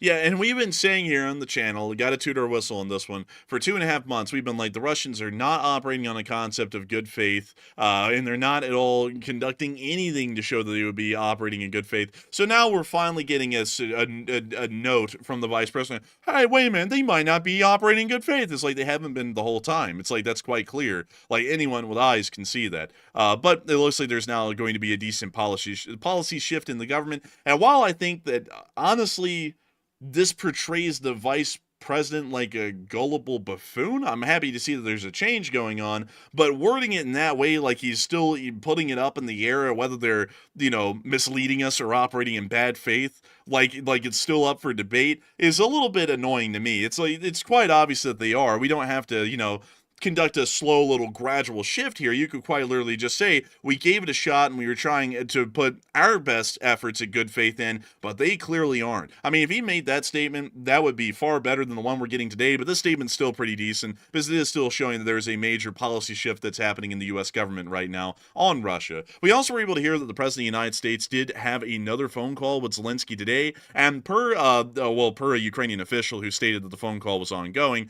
and according to the President of the United States stated that it was a very good call. And we've also heard that apparently the President of the United States is now considering restarting the approval and sending of massive amounts of military aid to Ukraine pretty much as soon as possible, as it appears that Russian negotiating efforts are not going to be getting anywhere at this point. But moving on from that, we also were able to hear, by the way, that the U.S. officials have called, I didn't put this in the news tonight, unfortunately, as a bulletin, but I forgot this actually was a big thing that happened. U.S. officials, specifically the President of the United States, has called for a 30-day ceasefire between Ukraine and Russia and threatens that sanctions will be implemented if it is violated. And folks have been putting in their thoughts, and a lot of people are saying one of two things. Either it's a weak move, or it's Russia's last chance to give up before the U.S. goes all in. So, Matthew, what are people thinking about this, and what are you thinking about it as well? All right, so this poll is evenly split between two different options. 38% said it's Russia's last chance at a deal, while 38% said it seems like just a weak move by the U.S., and 16% said this is an attempt by the United States to frame Ukraine as the troublemaker. So on this one, it's a little bit tricky because, of course, Ukraine has found itself on the short end of the stick. And I think this 30-day ceasefire, this new proposal by the United States, kind of lines up with what Putin's unilateral ceasefire proposal was that he's currently laid out right now. Technically, Putin's V-Day proposal for a ceasefire is in effect right now at the moment, but Ukraine never agreed to it because it's unilateral, and Putin said it himself. He didn't speak to anybody. He simply said, you'll abide by it or else, which is not a ceasefire. That's a demand, which nobody's going to abide by. So I would say, generally speaking, this is probably just another weak move. I doubt this is going to be the last chance for Russia because it seems like the U.S. has endless last chances when it comes to Putin for whatever reason. But it's possible it could be. I just have a little bit of doubts about it. So I'm going to be with the 35%. I think it is a weak move. But Enforcer, what say you? I would have to say that I would have to be with the 35% as well. I'm largely believing that it is a weak move as well because, like Matthew said, making a demand to both parties to stop without trying to give any consideration is not going to be met positively by either side. The war's going to keep going. That's just going to be ignored. So this is a pretty weak move. But I think maybe to give the benefit of the doubt here, Matthew, maybe it is inherently a weak move, so that way there can be a justification to go, oh, look, the Russians violated it, let's give Ukraine weapons. Maybe that's what it is for, but I don't even really know on that. Yeah, it could be. It could be. It could be the real last chance. It could be like the last attempt to, I guess you could say, maybe frame Russia as the wrongdoer. It is interesting, though, that 15% thought that Ukraine was being framed here. I'll put that as an option because that did cross my mind. But at this point, I would say framing Ukraine is unlikely because with the mineral deal being signed, now there's a monetary incentive for the United States to protect Ukraine. So I doubt we're going to turn on them now after having a reason for money reasons, which, of course, money appears to be the huge motivator right now from the U.S. officials. We're not going to turn against Ukraine now. That's not going to happen. But it might be another weak move. But honestly, though, I think there's all the grounds right now to put sanctions on Russia to the extreme. Like Russia has already fumbled the ceasefire talks. It's already been fumbled. So to try to set up another justification to put sanctions on them, it's really going overboard. That's why I think it's generally a weak move. I have to tell you, as president of Ukraine, that first I did Grand from Ukraine. Now we are considering Frame the Ukraine. It's a brand new thing, same naming moniker, but in general, it is very nice. But beyond that, I would have to say we're probably not going to be framing the Ukrainians. I think if anything, this might be a justification to go back to supporting Ukraine, or it may be Russia's last chance, or it's really just a weak move altogether that won't be enforceable at all. But anyways, with that, I hope that does address that the best I can, at least in my opinion. And with that, it's actually time for us to move on into the Ukraine war itself. Starting off in Germany, we were able to see the Ukrainian soldiers are now undergoing training on the Boxer mobile mortar system. And look at that Boxer go. Oh, yeah. I like that like bubble at the top where you can look out. It reminds me of that car that Jeremy Clarkson drove on Top Gear at one point. That was like a bubble for your head to like stick out of the top of the car. It's kind of weird, actually, but I like it. Yeah, it's pretty neat, actually. Man, look at them fording that river. Look at them go. It almost looks like a piece of heavy equipment for like, land moving or something. Interesting enough, actually in service, these things have a open back hatch, and it actually is a mortar. Well, actually, I think this one specifically doesn't have an open back hatch. I actually think it has a mortar turret on it. But let me go see. The RCH 155 artillery piece. Let me go see. Now, it's this thing. Oh, okay, sorry everyone, I got it wrong. It's this thing actually. Forgot. It's not a small turret. It's actually quite a sizable one. Oh yeah, man, that's a jumbo turret there. That's a big one. Man, when they call in the artillery from this one, they go, "Hey, Jumbo, hit him." It's like, okay. and then it hits him. But anyways, moving on from that clip and on into Ukraine, because crazily now, folks, I actually got a lot of Ukraine war news tonight, and we're starting to run out of time. We're starting to go overtime on our news segment. So we're going to start picking up the pace a little bit, but we're still going to give the analysis that we have. We were able to hear that Tetkino has been mostly captured by Ukrainian forces, as Russian sources confirmed that the armed forces of Ukraine has liberated the majority of Tetkino in the Kursk region of Russia. Tetkino is currently mostly occupied by the Ukrainian armed forces. This is not a run-in, run-out, not a sabotage and reconnaissance group for photos, but real occupation. They feel quite at ease there. They are in charge, and they are strengthening. And that's according to the northern group of Russian armed forces within the region, largely showing that the Ukrainians are here to stay. The Ukrainians have also been conducting artillery strikes further on up in the town of Glishkovo, attempting to hit and destroy Russian forces that are staging in this town. Только что нанесли удар по улице Максима Горького. 2 ракеты прилетело. Welcome to the Soviet town of Glishkovo. Very nice town. Look, an old Soviet rubble pile. Wow, truly amazing and magical. It truly looks like this town has gone downhill since the last time I walked through these filthy streets of the Soviet village. Here we can see, scattered across the streets of Glishkovo, what we would call a Russian bazaar. Not because it's a market, but there's all kinds of bizarre shit that's been flung out of the buildings, hit by the artillery. Look, there's a piece of a door frame right there. Really bizarre. Oh, look, it's an old secret Soviet space station. Oh, look, there's a brand new FSB hitman ready to take me into custody. Look, an old Soviet dog and bicycle. That's like an old pub back in Stockton.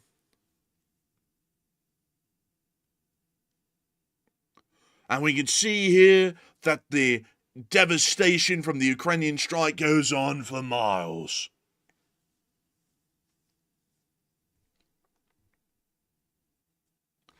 But that's the end of the clip. And moving on from that one and on further down the line, we also got to see that the Ukrainians conducted a significant raid in the Belgorod region today near to Grafovka and Demidovka. Вылази, четвертый кто? Пантера! Пантера, давай сюда! Oh, okay. Whoa, Whoa, Jack. whoa, Jack, whoa! Whoa, they hit us with the Pink Panther. Oh! Nothing strikes fear in me more than the sound of music which may have licensing problems. That's the most horrifying thing.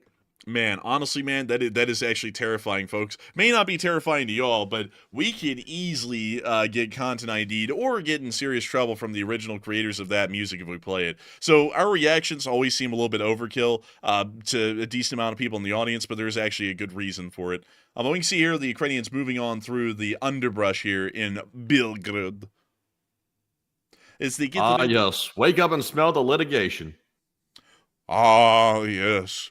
Wake up and see your judo well. Good one. And you, sir, are you ready to receive my cease and desist? How dare you, sir? Get your hands off my materials. I don't even know where the hell I'm going with that when I was stuttering. Get your hands off my lawsuit. This is the bloke that touched me in the lawsuit right here. Get your hands off of my non-talentable intellectual property. How dare you, sir? Oh, yes. I see you know your judo well. Good one. You see, I was sitting there at the table enjoying my nice succulent tort claim when they came up and nabbed me straight from the table. And also, we can see them taking the Russians prisoner here. The raid is successful. Yes, a successful raid. Oh, look. It's Johnny. Oh, he looked a little bit.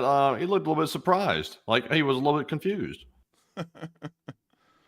Oh, we can see here. Oh man, sleeping in mud. He gets down low. Like, okay, time to process prisoner, and they process the prisoners. Lots of prisoners, at least 6 of them.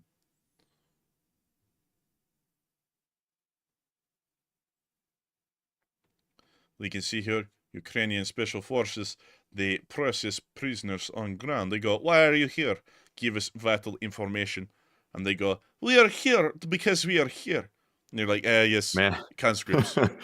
They better be glad that these Ukrainian soldiers aren't the American police, because those sudden movements, that would be probably the end of the road if you're in America. Stop moving! Stop moving! Hey, no sudden movements. No sudden movements. Dude, I always like this, though. I always get a kick out of this. Don't you get a kick, Matthew, out of like a police encounter where there's like a shooting, and you know, quite clearly the suspect has been riddled with holes, and they're laying on the ground, like unable to move, and then they'll be like, roll over!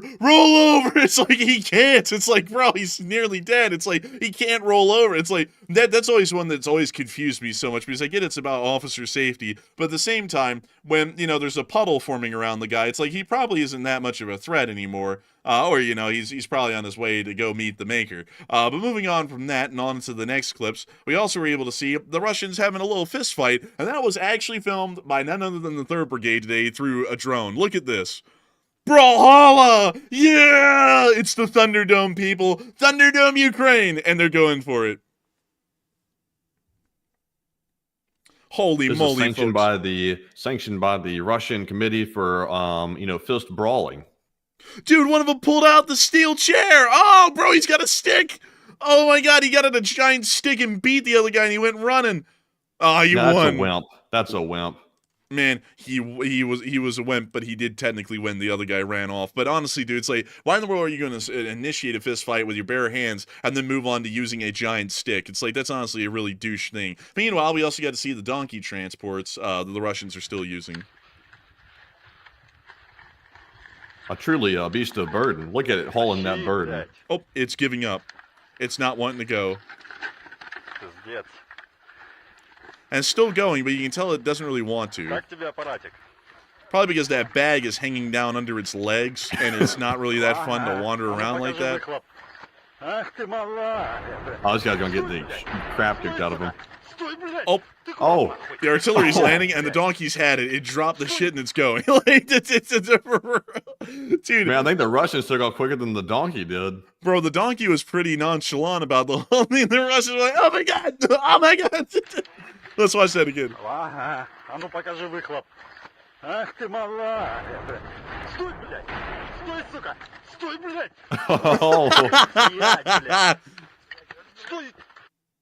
Oh my lord, dude. That donkey was just kind of chilling, really. But anyways, moving on from that and on to the Russian casualty report, the losses were quite high. Oh, we got 2 Bobcats. Look at that. That's beautiful right there. That is truly beautiful. But tell us more. And I gotta tell you, an impressive day for sure. Miss DC Keeper of the Record said, an overall average day with all categories at or below 7-day averages. Tanks are becoming rare as special equipment. And I'd have to say tanks are becoming quite rare. They're running out of both special equipment and tanks. Nevertheless, we were able to hear that 1,200 Russian soldiers were wounded and killed over the past 24 hours, along with 10 armored personnel carriers, 120 supply trucks, 2 main battle tanks, 50 artillery pieces, 141 drones, 1 MLRS, 1 anti-aircraft warfare system, and 2 Bobcat skid steers. All in all, it was a pretty impressive day. And moving us on into the front lines, we can see just that, as Ukrainian forces were able to make some ground near to the area west of the city of Vovchansk.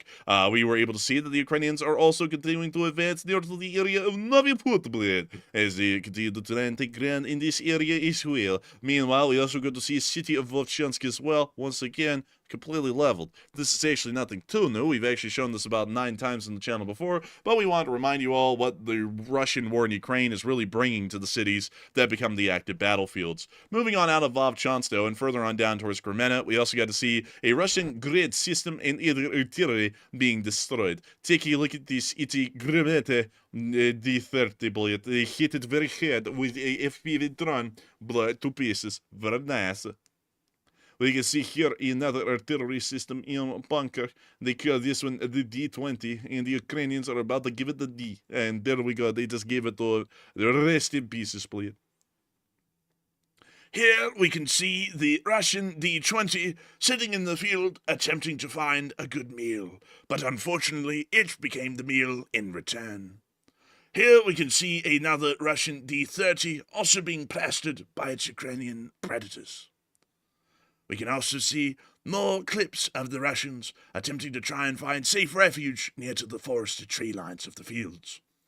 We can see them here hitting another Russian vehicle and absolutely decimating it, and also targeting a grad, which unwisely betrayed itself to the Ukrainians above. The grad was hit and was blasted to pieces. Another delicious meal for the Ukrainian drones. Moving on from that and out of that clip and further on down the line towards Chesiv Yar, we also get to see the Ukrainians taking out the Russian forces in the Chesiv Yar. They're playing that Eurobeat music. They're about to start playing that Europa, Europa, and everyone's about to say, oh, it's a shame he didn't win that Eurovision thing. I think he, like, clocked someone behind the stage, though, so it's like, is it really a shame that he got disqualified? I mean, it's a good song, maybe, but it's like, you know, he also, like, beat someone behind the scenes. Anyways. He clocked him. Like, he was like, hey, run there and I'll clock you. Let's see how fast you're going to run. Dude, he clocked him. He said, you want to go, big guy? You want to go? And the guy said, yeah. And he said, okay, it's 9:15. Like, it's like... hey, bro, don't clock me like that. It's just a prank, bro. It's just a prank. Dude, that's like a skit from that movie Airplane, man, where they're flying by instruments, and then it pans to the cockpit, and they're, like, flying by playing, like, a saxophone or something like that. Yeah, it's true.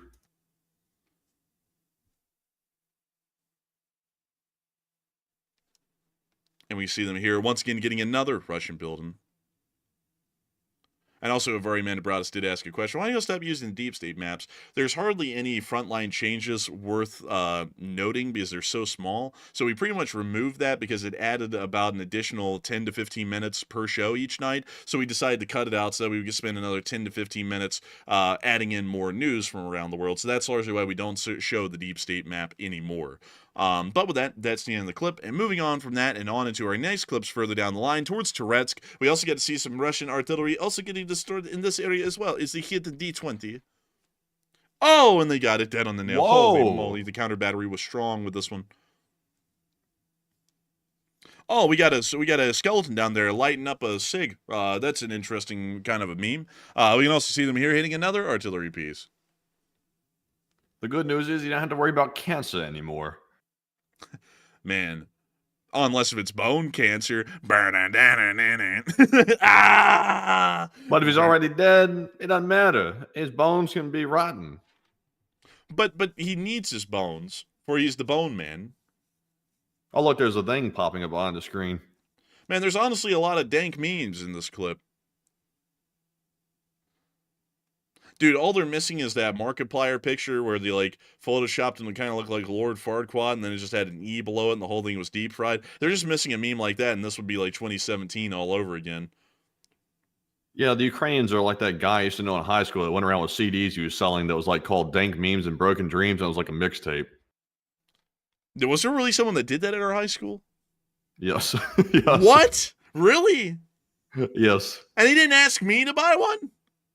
Apparently not. Bro, that's sad, man. I probably would have bought one, man. That sounds like, that would just been a hilarious thing to have from, like, you know, yeah, this is what some guy was hawking in high school. Not because it was good or anything, it just would have been funny to have one. But moving on from that and on to the next clip near to Toretsk, we also get to see a precision strike on a Russian trench on the northern side of the city of Toretsk. We can see the Russians here running into their destroyed dugouts. This is foreshadowing, by the way. They're already destroyed. They're about to be destroyed twice over. You see them here moving on through the trench, getting to their dugouts. Look at them go. They are booking it, I tell you. And here comes the drone.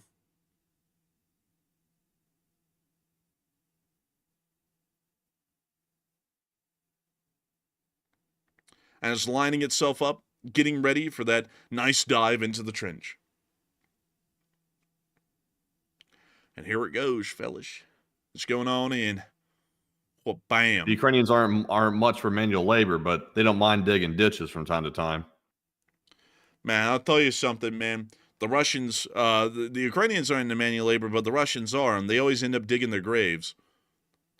But anyways, tell you what, they do it themselves. They literally dig themselves. Man, bro, when you ask a Russian, how about that? They go, I dig it. And they really do. They're like digging a trench through there. But anyways, we also get to see them hitting Russian systems in Toretsk as well. Take a look at this. Electronic system.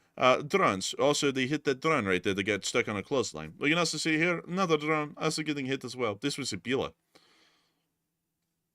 They also hit the Starlink. That's not a Starlink. That's some sort of a relay system of some kind. Don't really know what kind, but we can see them hit it second time. Second time, best time. They also hit other systems. Some sort of Russian version of Starlink, play it. Man, they kind of hit a lot of those. They hit a ton of them. Just one after the other. Put one foot in front of the other. You know that song from that Christmas movie, you know? Yeah, I remember that. Man, I remember the Meister burger. Well, what the hell? Dude, this thing's going to the stratosphere. Really? This thing's going like a commercial airliner altitude or something. What kind of a drone is this? Really, what is this? Man, they're just going to like casually drop that in and not tell us what kind of drone that is? Let's see. Did it say on the title anything? No. This was just a, like, dude, over the whole clip, it actually was using, like, normal FPV drones. So, I guess they're suggesting that the FPV drones can easily go to the stratosphere. I have no clue. That's wild. Like, I've never seen one go that high. Dude, Jeff Bezos is out there going, well, I guess I just wasted all that money because they did it for $2,000. Oh! I'm not going to listen to William Shatner because I don't care. They don't call him Shatner for nothing. Bezos is taking a big shot on him. Oh, man, I really don't care about William. I really care about my girl. Oh, man. Anyways, moving on down the Pokrovsk, we also get to see the Ukrainians hitting him at night. You see them driving the ATV through, headlights on. They want to let the Russians see them coming. It's a peaceful drive through the night. Oh! Oh dear. Oh look, it's like the Witcher or something like that out there, looking a little spooky. I don't know what the hell's going on in this clip. They're like firing 40 mils into the trees off of this ATV. I'm really confused about this, and they kept the headlights on too, which is kind of like a big no-no, at least from what we've heard through the war. Also, I don't know what's in these grenades from time to time, but they turn the whole screen white for like a split second. They got some of that fiber one in that grenade, giving them their daily dose of nutrition. Bro, it's like a Cliff Bar. But moving on from that and on to the next clip, we also got to see a Russian position getting bombed in Pokrovsk as the Ukrainians dropped a bomb on the infantry.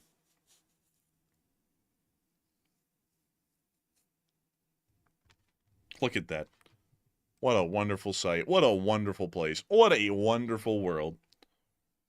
Why do they have our Eagle coming in and dropping a JDAM?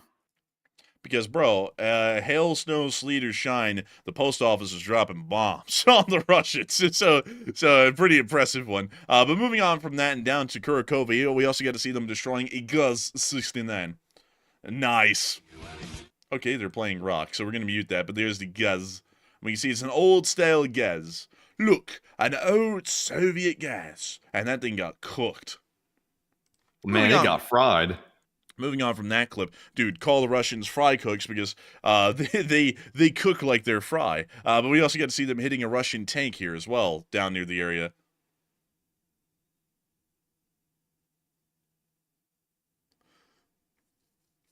Oh, yes, I see you know your sparks well. Good one.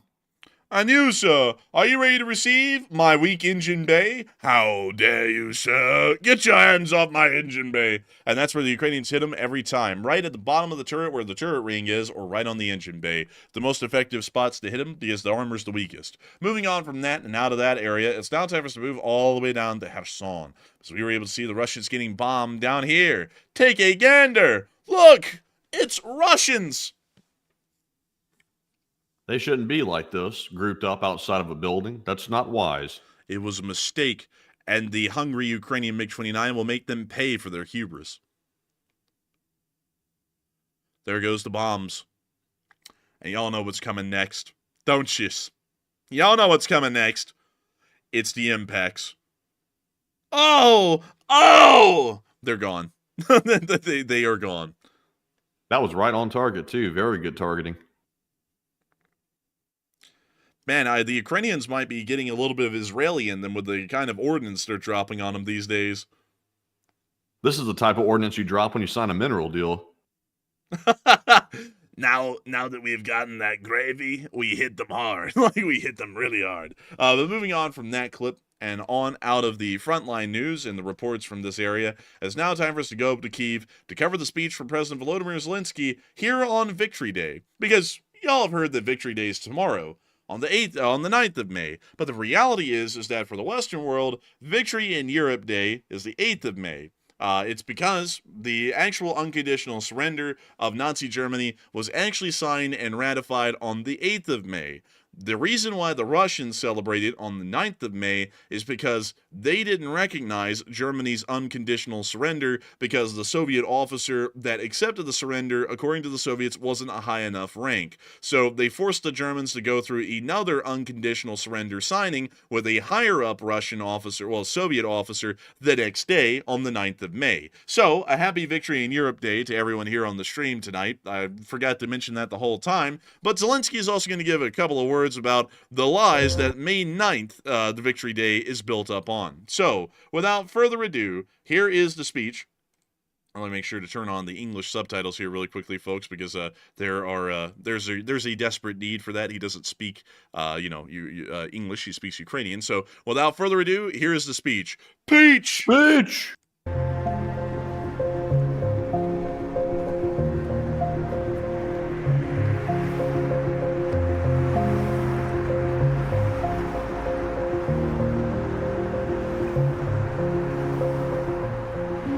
Доброго ранку, дорогі українці, українки. Сьогодні день пам'яті перемоги над нацизмом. День, який ми відзначаємо разом з усім світом. з усіма, хто 80 років тому боровся за життя, аби зло програло, аби ніколи знову. На жаль, 3 роки тому це знову повторилось, і так само, як колись над Києвом знову заревіла сирена повітряної тривоги. Зло знову пішло на нашу землю українську. Вранці 24 лютого на Хрещатику було пусто. Ні машин, ні людей. Зараз тут життя, ви бачите. 3 роки тому, записуючи звернення до Дня Незалежності, тут була спалена російська техніка.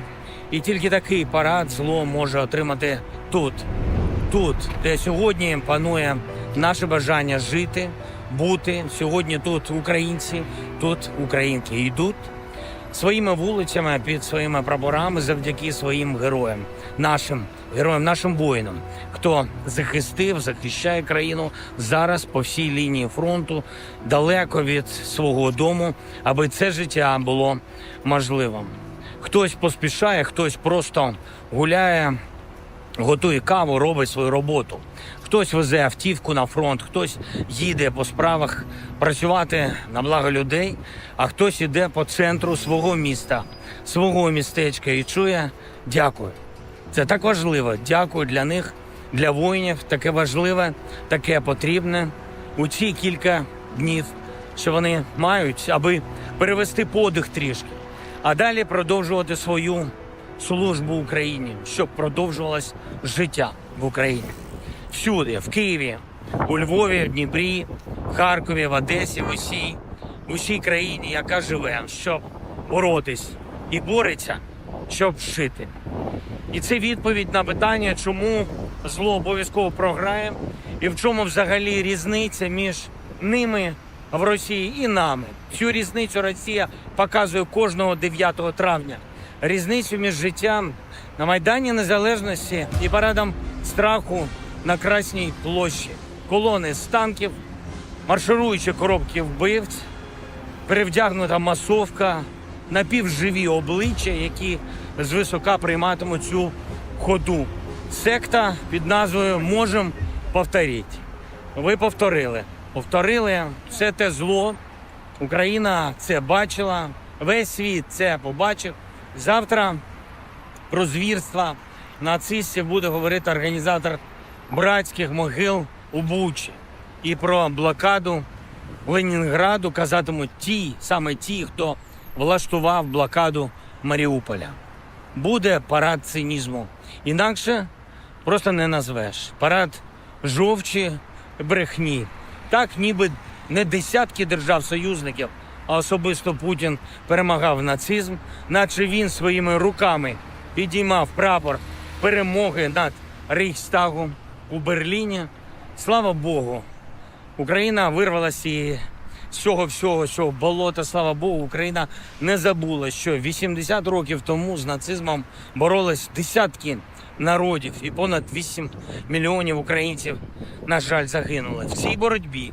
І майже кожна наша родина має фото, береже пам'ять про когось зі своїх. Прадід, бабуся чи прабабуся, або як у мене дідусь.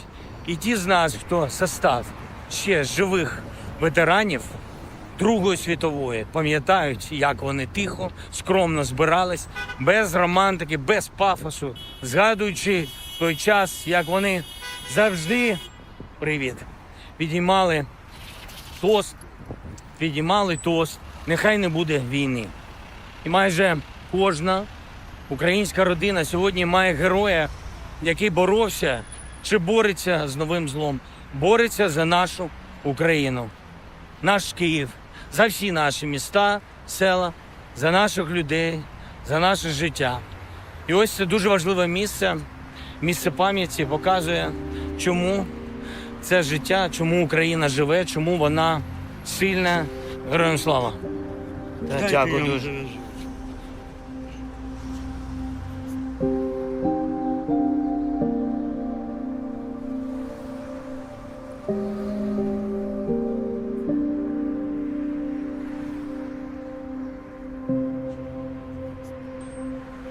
І ось це місце пам'яті показує, чому це життя є, і чому Україна жива, і чому вона така сильна, і як наші люди цінують своїх героїв.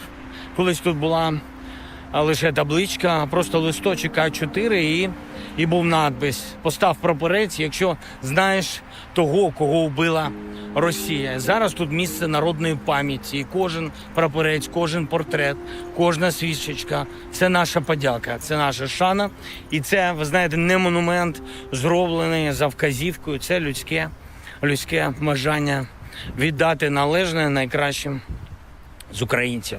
Це ще один доказ прірви між нами і злом. Для них ідол дід на Красній площі, що забрав життя мільйонів. Для нас же герої. Для нас же герої серед нас. Кожен з нас хоче, аби настала тиша, настала перемога миру. Ми боремось за це і розуміємо, що для цього потрібно або Росія має радикально змінитись, або ж змінюватись доведеться світу. Саме так, як світ зробив це 80 років тому, коли всім нарешті стало очевидно, умиротворювати зло неможливо. З ним треба боротись. Разом боротись рішуче, силою, тиском. На полі бою, дипломатичній арені, в економічному просторі, всюди, де це тільки можливо, щоб дійсно ніколи знову. Або світу доведеться проводити денацифікацію і демілітаризацію Росії.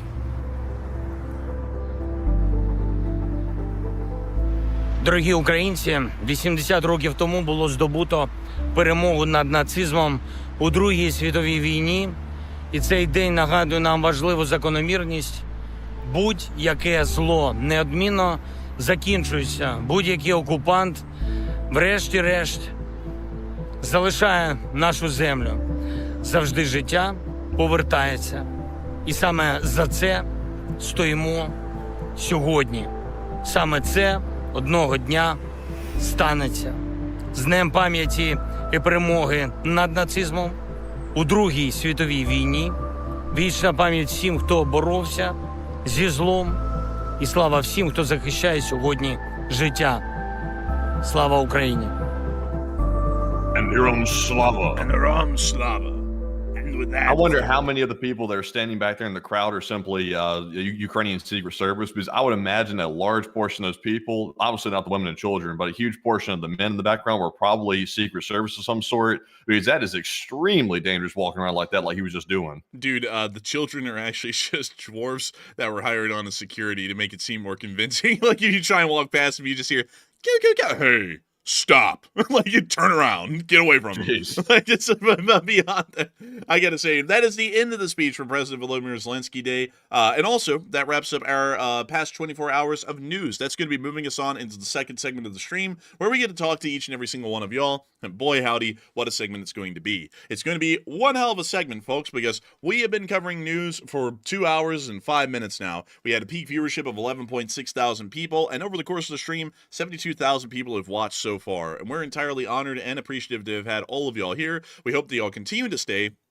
And we hope that y'all have a good times and moments through this question segment, because it's usually a time where we get to talk about literally anything and everything. But with that, Matthew, in mind, I understand that we actually have an interesting poll that is up at this moment about the Ukrainians taking over the city of Tetkino inside of Kursk and continuing their advance towards the Glishkovo. And what are people's thoughts on that? And what are your thoughts on it as well?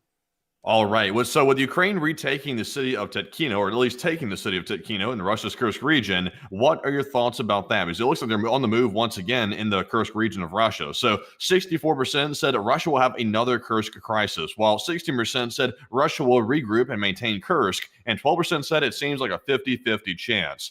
And I would say that it sounds to me like Russia is heading toward another Kursk crisis, where they have to call in a lot of reinforcements to try to hold off the Ukrainians. Because with them taking Tetkino and moving toward Glishkovo, that appears to be a situation in which the Russians are getting put on the back foot, and they're really not holding the Ukrainians off very well. So whatever the reason is, the Ukrainians are on the move, and I would say another crisis is coming. So I'm with the 64%. But Enforcer, what say you? I'd have to say that another crisis is most likely coming. They'll probably have to maintain the same amount of troops that have been inside of Kursk previously in the region to be able to stop the Ukrainians from advancing farther and causing a significant threat to Russian regional security inside the Kursk Oblast. And so with that, I hope that does address that the best I can, at least in my opinion. And with that, I understand, Matthew, that we have a load of questions and things to cover and speak of. And so, Matthew, what do we got? What do we got?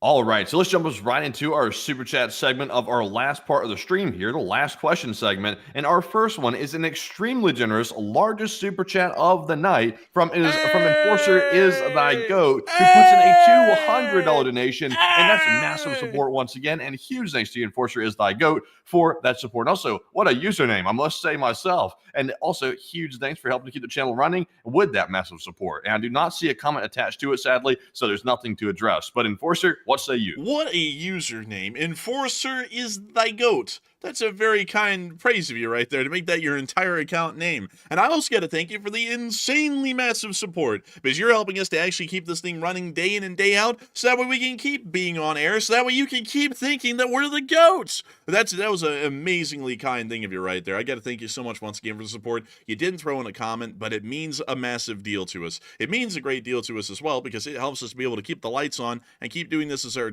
full-time job. And to that, we are massively appreciative, and I thank you greatly for that. I thank you massively for that. And so a huge thanks to you so much once again. Enforcer is Thy Goat. I hope that it does address that the best I can. And of course, long live the Lee Spring Army, and the Lee Spring Army will never die to you.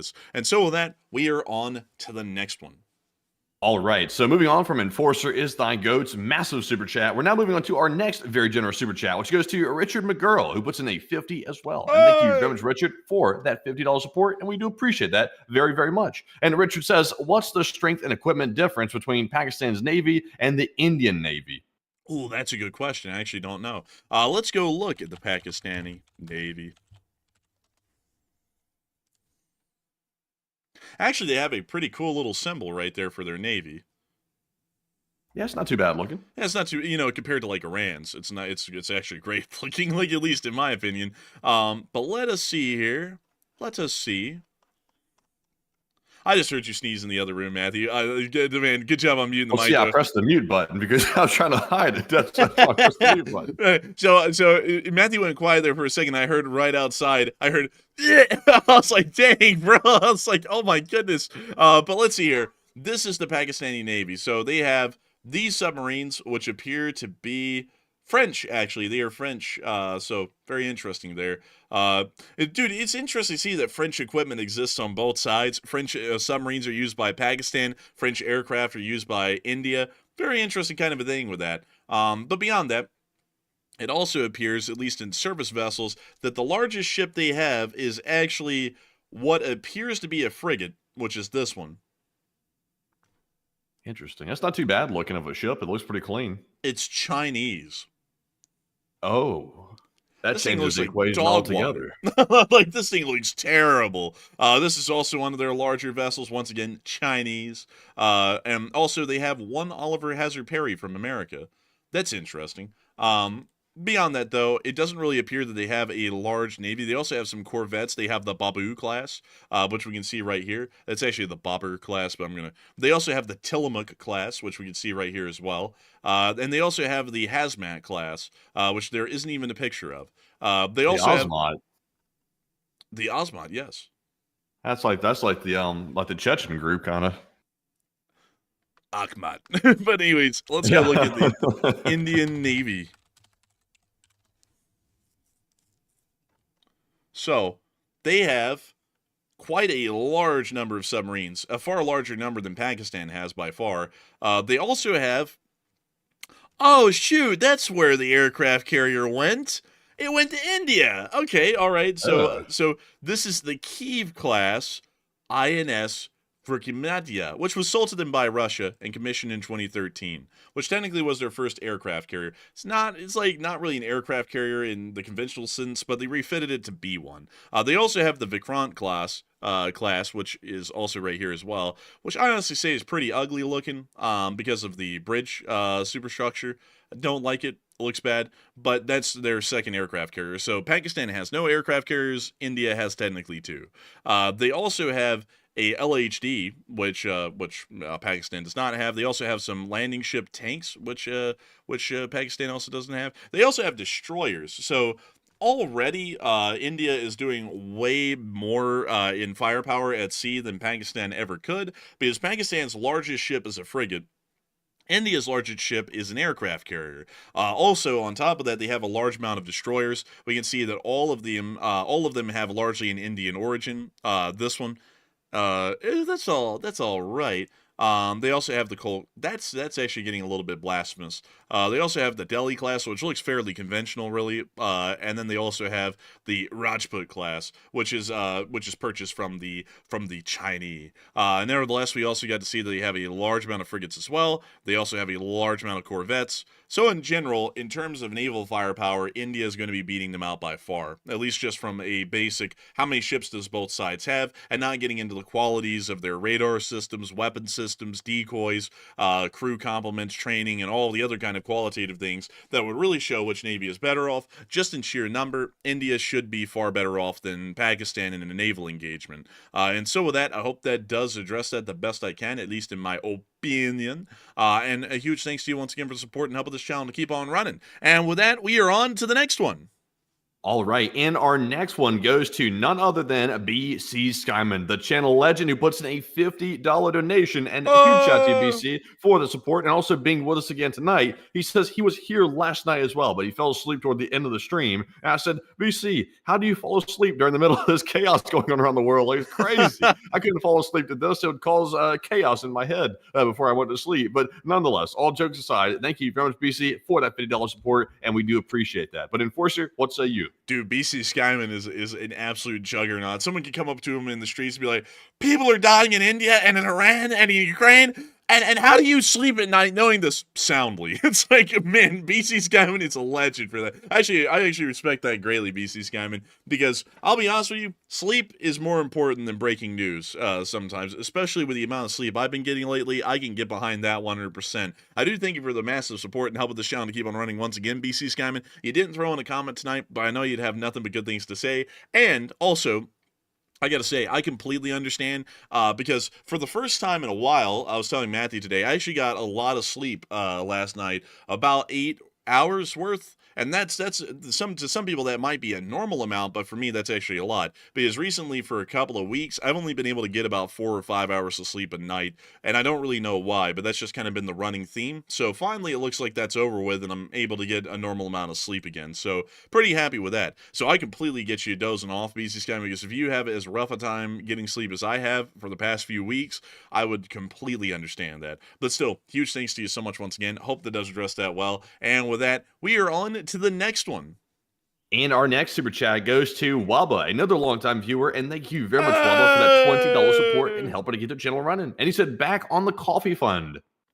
Hey, thank you for the support, Waba, and putting us back on the coffee fund. We ran out of coffee today again, so we will have to go and get more coffee, because I have to have coffee to be able to run this show, because it's just tough to not be able to have coffee, well, not have coffee and then run the show. It's a really tough thing to pull off. And I think some of y'all can get that I have a little bit less coffee tonight. I had about half as much as I normally have, because I've been kind of like stepping over my words here and there. And the fatigue is getting to me really quickly tonight compared to other nights. But I do thank you so much once again for the support and helping this channel to keep on running, because if it was not for folks like you, we wouldn't be able to make this thing possible and keep it running. And so a huge thanks to you once again, Waba. Thank you for the support to the Coffee Fund. And with that, we are on to the next one. And our next super chat goes to none other than Kenneth Becker. And Kenneth puts in a $20 donation. And big shout out to you, Kenneth, for that support. He said, will India's undermining of Western interest in Ukraine come back to bite them? I haven't ever really seen India undermining Western interest in Ukraine, per se, in any major way. So I would say probably not. And also we kind of ignore that with the Indians, because there's a special kind of a strategic situation that's going on down there that would lead us to overlook things from time to time with India. So that way we can continue to try and grow a friendship with them strategically. And so with that, I hope that does address that the best I can. I thank you once again for support and helping this channel to keep on running. And with that, we are on to the next one. And our next super chat goes to Moity Movies. And Moity Movies is a longtime channel legend, just like all of our other longtime legends. And thank you very much, Moity, for that $20 support. And we do appreciate that very much. And Moity said, keep going, guys, and you're amazing. Hey, and thank you so much for the support, Moity Movies. And we will keep going, thanks to your support. And thank you for saying that we're amazing. This is really the entirety of the Lee Spring Army. That is truly amazing and incredible. And I gotta thank you so much once again for the support and helping this channel to keep on running. Because if it wasn't for folks like you, we wouldn't be able to make this thing possible and keep it running. And so a huge thanks to you so much once again. I hope that does address that incredibly well. And with that, we are on to the next one. And our next one goes to Rye Guy SR, who puts in a 20 also. And huge shout out to Rye Guy for the support and also the very consistent support, by the way. And thank you very much, Rye Guy, for always putting in that 20 like that. We do appreciate it. And he said, keep up the great work, guys. LLT, LSA, and long live the Republic. Slava Ukraine, and take one from the chat. Hey, and thank you so much for the support, and long live the Republic, and long live the Lee Spring Army, and Slava Ukraini, Heram Slava. And thank you so much, Rye Guys Senior, for supporting this channel and helping it to keep on running. And of course, we will make sure to take one from the live chat in your honor, Rye Guy Senior. And so what do we got, Matthew? What do we got? So this one, in honor of Rye Guy SR, this one goes to Fumaz from the live chat, who said, could Pakistan nuke any of the lower 48? Does Pakistan have an... I know that Pakistan mentioned they would probably want to nuke the lower 48. They said if Pakistan is going to go down, then everybody's going down. Nobody's going to live. They actually don't have ICBMs, so they're just yapping at that. Like, they can't even reach America. Yeah, how stupid even to say something like that then. So in other words, they just basically threw everybody into the bus with no actual like ability to carry it out. Does India have an ICBM? Oh, they do. Oh, they do. But also, it doesn't look like it's got the range. Yeah, it really doesn't. It looks like they would only be able to hit Russia or China. Dude, they wouldn't even be able to hit Britain. Sounds like a crappy missile. Also, man, why does that missile look like the one from the movie The Dictator, where they're like, the round missile doesn't look good. I need one that's pointy. Like, it's literally like the pointiest missile. Dude, that thing looks like a Crayola. Yeah, that's what I was about to say. Round. Yeah. Look at the other picture of it. Get another picture here. Look at the form here. It's like a big Crayola. It's like the type you used to use as a child. But you know, it's crazy looking. Dude, I can't believe that you and me had the same idea on that at the same time. We were like, bro, that looks like a Crayola. But these are all of India's longer range intercontinental and intermediate range ballistic missiles here, and they would never even get close to reaching the United States. Like, not even getting over the Arctic or even over the Pacific. They can't even get close. So India and Pakistan threatening each other with nuclear weapons. Quite literally, if they nuked each other, there's no way for any nukes to fly to America in that exchange, because they can't reach us. Neither one of them can. So looks like their nukes are just meant for each other, really. Toad and Frog against each other again. But with that, I hope that does address it the best I can. And also, I just saw John's movie where I say, watch out for the Marines. Man, you better watch out. Like, if India ever went to war with us, their nuclear weapons would have no power against us, because if we sent the Marines against them, they bust into those nuclear silos and eat those things just like Crayola. Like, it would be amazing, really. And that's why I'm not scared of Indian nuclear weapons or Pakistani nuclear weapons. It's simply because the Marines are better than that. Anyways, with that, I hope that does address that the best I can. And also, Matthew, why in the world did they give their ICBM, like... Why did they give their ICBM almost like a commercial wrap, like it's an advertisement on the side of the thing? Yeah, I don't know. Like, it looks dumb. Also, it really doesn't look that menacing either. Dude, like, I'll be honest with you, a Trident ICBM is terrifying looking. Like, look at that. That's that actually does look scary. Looks like something from the 1950s horror movie. Dude, this looks like something that truly does deserve the name Trident. It looks like it's some sort of a powerful hand of like the ancient Greek gods coming down to strike you. Like, that actually looks scary. How it feels to chew Trident gum. Or wait a minute, it's not Trident. Is it Trident? 5 gum. Oh, that's right, 5. That's right, 5. I forgot. I thought it was Trident for a minute. That joke didn't work. No, I'm just playing with you, man. By the way, oh, thanks. I'm just playing with you, man. I'm just joshing with you. But this looks scary. That looks scary. This doesn't. Yeah, actually making it more pointy made it look stupid. Look at that. That's like an Estes rocket.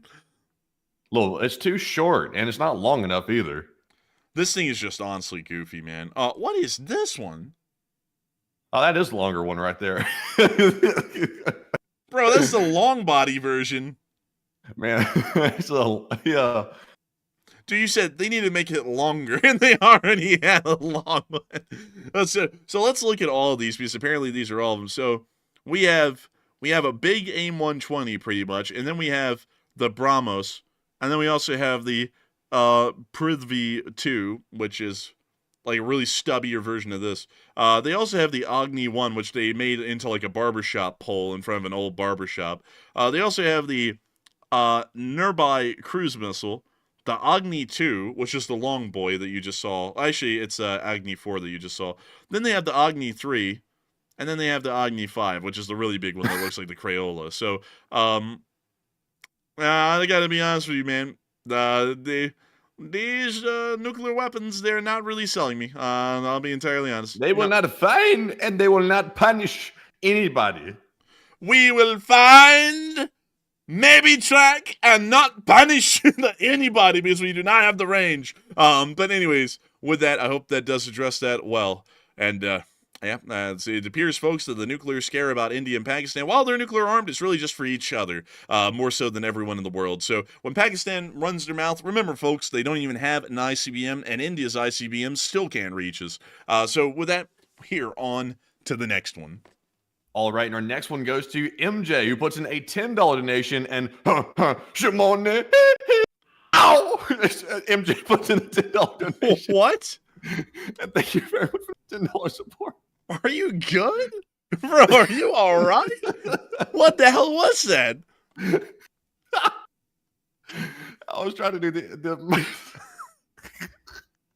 I was trying to do the Michael Jackson impersonation. Bro, that came out like a spasm, bro. Bro, you literally went like, God. Dude, you went like, Shimon. That came out so bad. I legitimately meant to do that like a proper impersonation. That came out horrific. That belonged in a horror movie. But seriously, thank you, MJ, for that $10 support, and we appreciate that very much. But Enforcer, what say you? We just did that live on air. We just did that live on air, dude. Oh my god. Oh my god, bro! That's like that Yeti thing that we did in the car the other day. Jeez. Oh my god! Oh man, that was the best. That was the best thing we've done. It was like a record that had the record needle put on top of it, but it kind of jumped across the grooves a little bit too fast, and it's like went crazy. Oh my god! I heard you go.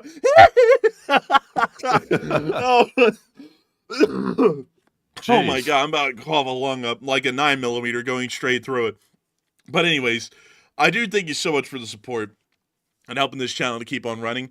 You have just made probably one of the funniest moments on stream happen, and I thank you massively for throwing that support, because it wouldn't have happened if you hadn't have thrown that in. So a huge thanks to you so much once again. Hope that does address that well.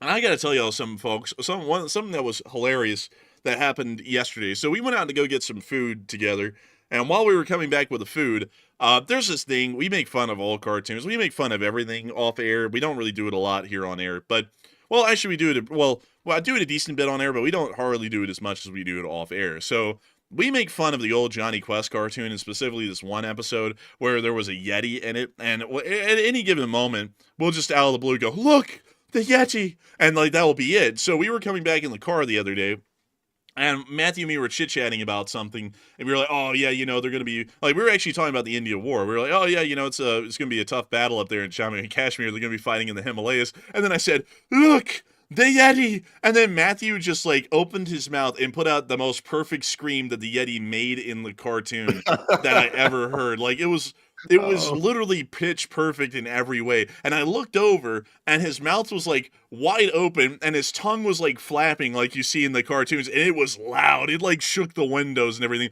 but it was pitch perfect, and it was just the funniest thing. Like, we were rolling laughing after you did that. Like, man, I don't even know if we could even recreate that, man, because we don't have the kind of conditions. I can't recreate it. I don't even know. Like, it just came out so perfect. It was like the perfect. It wasn't even like a Willem scream or anything like that, or a Wilhelm scream, however you say it. It was like an actual legitimate, like, from the Hanna-Barbera days of the Johnny Quest cartoon. It was like straight out of the episode. It was so perfect, I couldn't even believe it myself. And I can't do it again. Like, it's impossible. But I said, look, the Yeti, and then Matthew went, ah! but it was so much better. It was so much better than either of us could do it. Like the idea, and he tried to do it right after that, and he couldn't do it again, and he's never been able to do it since. But it was just perfect. Like on the spot, without any prep or anything, it was just perfect the first time. It was crazy. But anyways.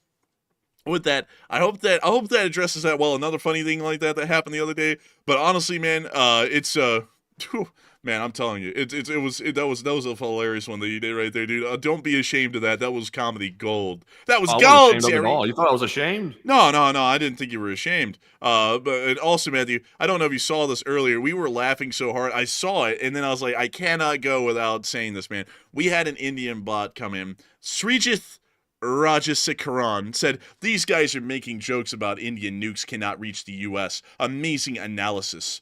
Sarcastically, India has sent rovers to moon, and if they want, they can develop something that reaches you with ease. I don't. Well, they have a Crayola, and that's about it. Yeah, they have a Crayola, and also, dude, that like, I gotta be honest with with this person here. This isn't how India makes friends. This is how India makes enemies, is running their mouth like this. And I've so far, over 36 hours, have actually come, to be entirely honest with you, to almost disliking the Indians in this whole conflict more than the Pakistanis because of how y'all act here in the live chat. Like, every single person who's come in that so far from the start of this war that is from India has been so much more aggressive. Like, the Pakistanis are already quite aggressive, but somehow the Indians are upping them one every time. And it's like, this is not how you make strategic partnerships and allies around the world, is that every single citizen of India, which is an ambassador of their own way to their country, is always going around and acting like they run the place, and they're also going to start threatening people because we said, look, their missile looks like a Crayola, which it does because it looks pretty stupid. So, you know, you're probably lucky that we're friends with you, because that's really the only reason why y'all are even making any money these days. Otherwise, y'all'd still be poor. So, you know, probably be grateful.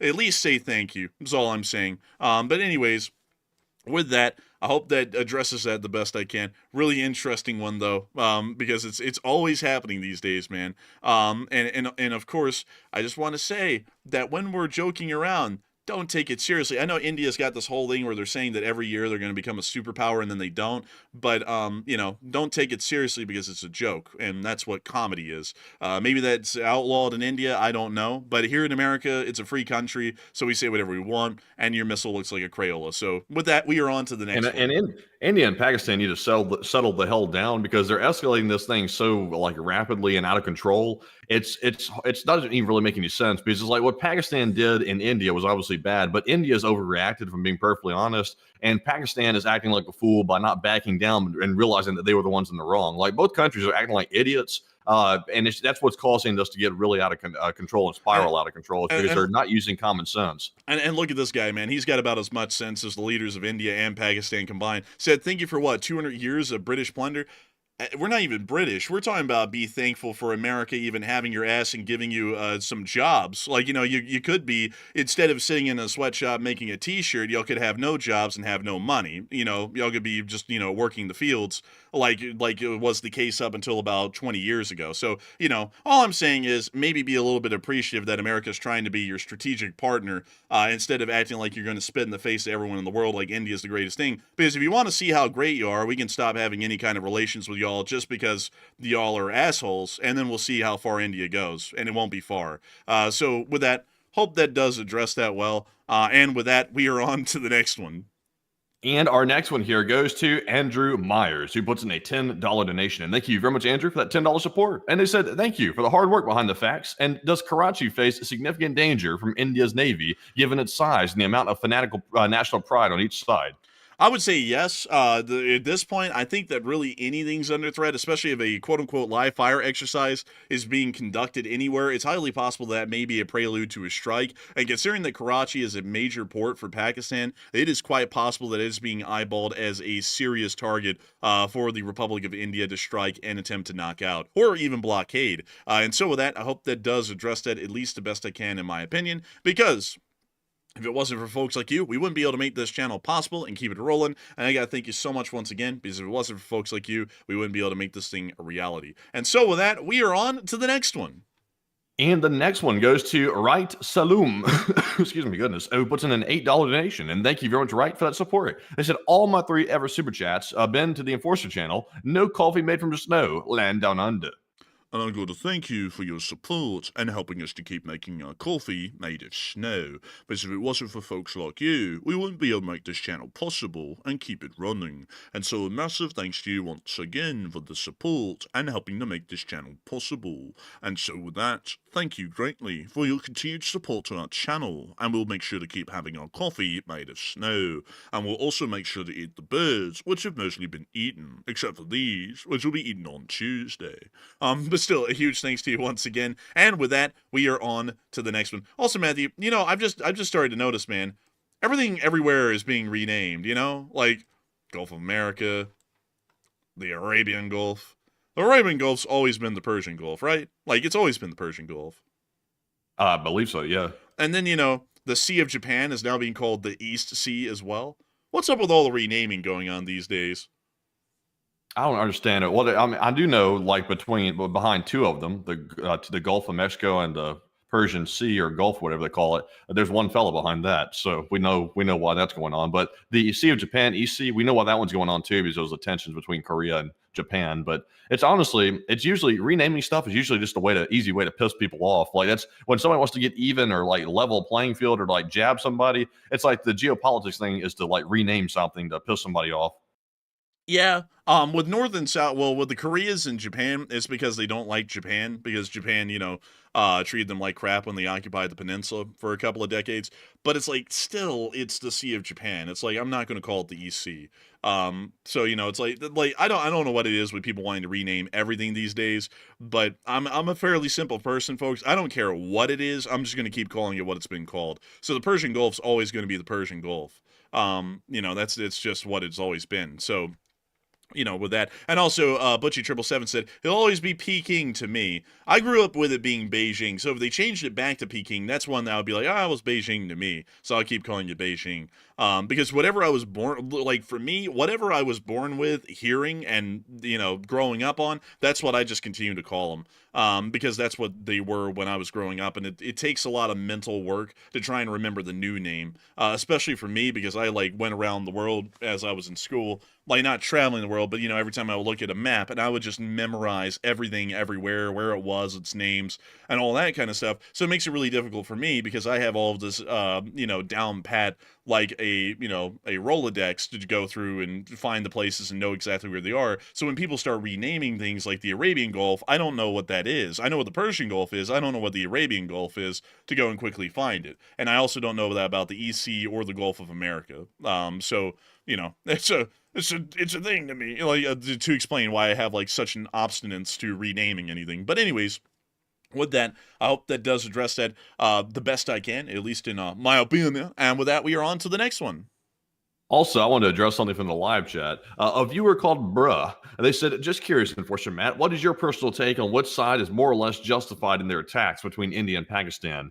I'll be honest with you. At this point, at first, I was going to say that India was justified in taking action against Pakistan because Pakistan generally did not take accountability for the terror group that was within their country that conducted a terror attack on India's Kashmir region. They took no accountability. So for that reason, India did have a right to respond to it. But then India decided to go overboard and start cutting off the water to civilians, and that's when India lost me. At that point, it became a pretty even playing field of stupidity on both sides and overreaction. And from that point forward, we started to realize, okay, this is the hostile, like deep-rooted hatred we've always heard about between Pakistan and India, and that's why it makes no sense, because they're operating solely off of hatred and not out of logic. So at this point, I'll be honest with you, neither side is justified in escalating this whole situation. It's really escalating out of control because of stupidity, and this should not be getting this way. But it looks like India and Pakistan are going to cause potentially a nuclear confrontation over something that was significant. It was a terror attack, but it was not significant enough to go to nuclear war. It wasn't bad enough for that. So, you know, I would say I'll still say that India wasn't right initially, but in my opinion, no longer. But Enforcer, what say you? I would have to agree with everything Matthew said, but I also have to add this in as well, which is something I've never really factored in before. But with how, like, and this isn't to say this is like all Indian people, But going into this, and many people would know this, I've always openly said that America has a strategic interest in supporting India, and India is a pretty neat country that has a really interesting future ahead of it, yada, yada, yada, and so on and so forth. You all have heard me say that a million times, especially whenever we talk about what China's larger strategic ambitions in the Indian Ocean are. But as this war has started, I will be honest. I have never seen a country of people that we actually have leaned towards supporting come out and just violently attack us on the channel, and they don't even really know what we're talking about. They just want to attack people who are talking about it at all. I've never seen that from any country anywhere, and for that reason, I'm actually getting to where I'm less of a supporter for India, and I'm more so just neutral in this, because it's really hard to support a country whose people, at least coming here onto the live chat, they are almost always on the attack against our channel, although we're just reporting the facts. If you don't like that your aircraft got shot down, that's unfortunate, but I'm not going to bend reality around the fact that they weren't shot down. It happened. There's proof out there for it, and that's what it is. And so people coming in here and wanting to just show out and act like just the meanest people over something of just us reporting the news is something to me that's I don't really know if I'm really behind a country whose population, at least whenever we've run into them so far over the past 3 days, they're always coming here onto our chat and they're just ripping us for covering their news. It's a little bit wild with that. The Pakistani people come in and they're already pissed off, and they're pissed off because we already were leaning towards India. But I think I'd largely have to remain within the official U.S. declaration that we really don't have a dog in this fight, and we're really not supporting either side publicly at this point or openly. So that's really what I would go with. And also another thing is that on top of what Matthew's saying, Pakistan was initially in the wrong with what they did with the terror attack at Palgram.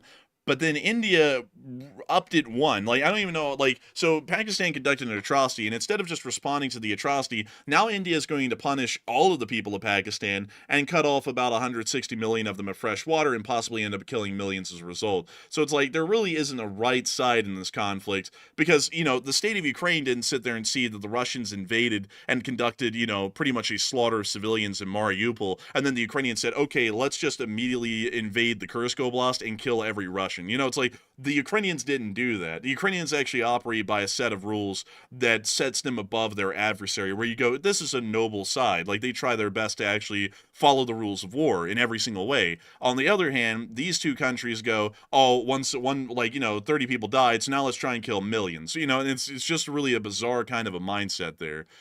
So with that, I hope that does address that well, at least in my opinion. But generally, as far as both sides go at this point, I'm going to take the official U.S. Department of State's stance, which is that we don't support either side, and we're just neutrally covering this right now. And so with that, I hope that does address that the best I can. And with that, we are on to the next one.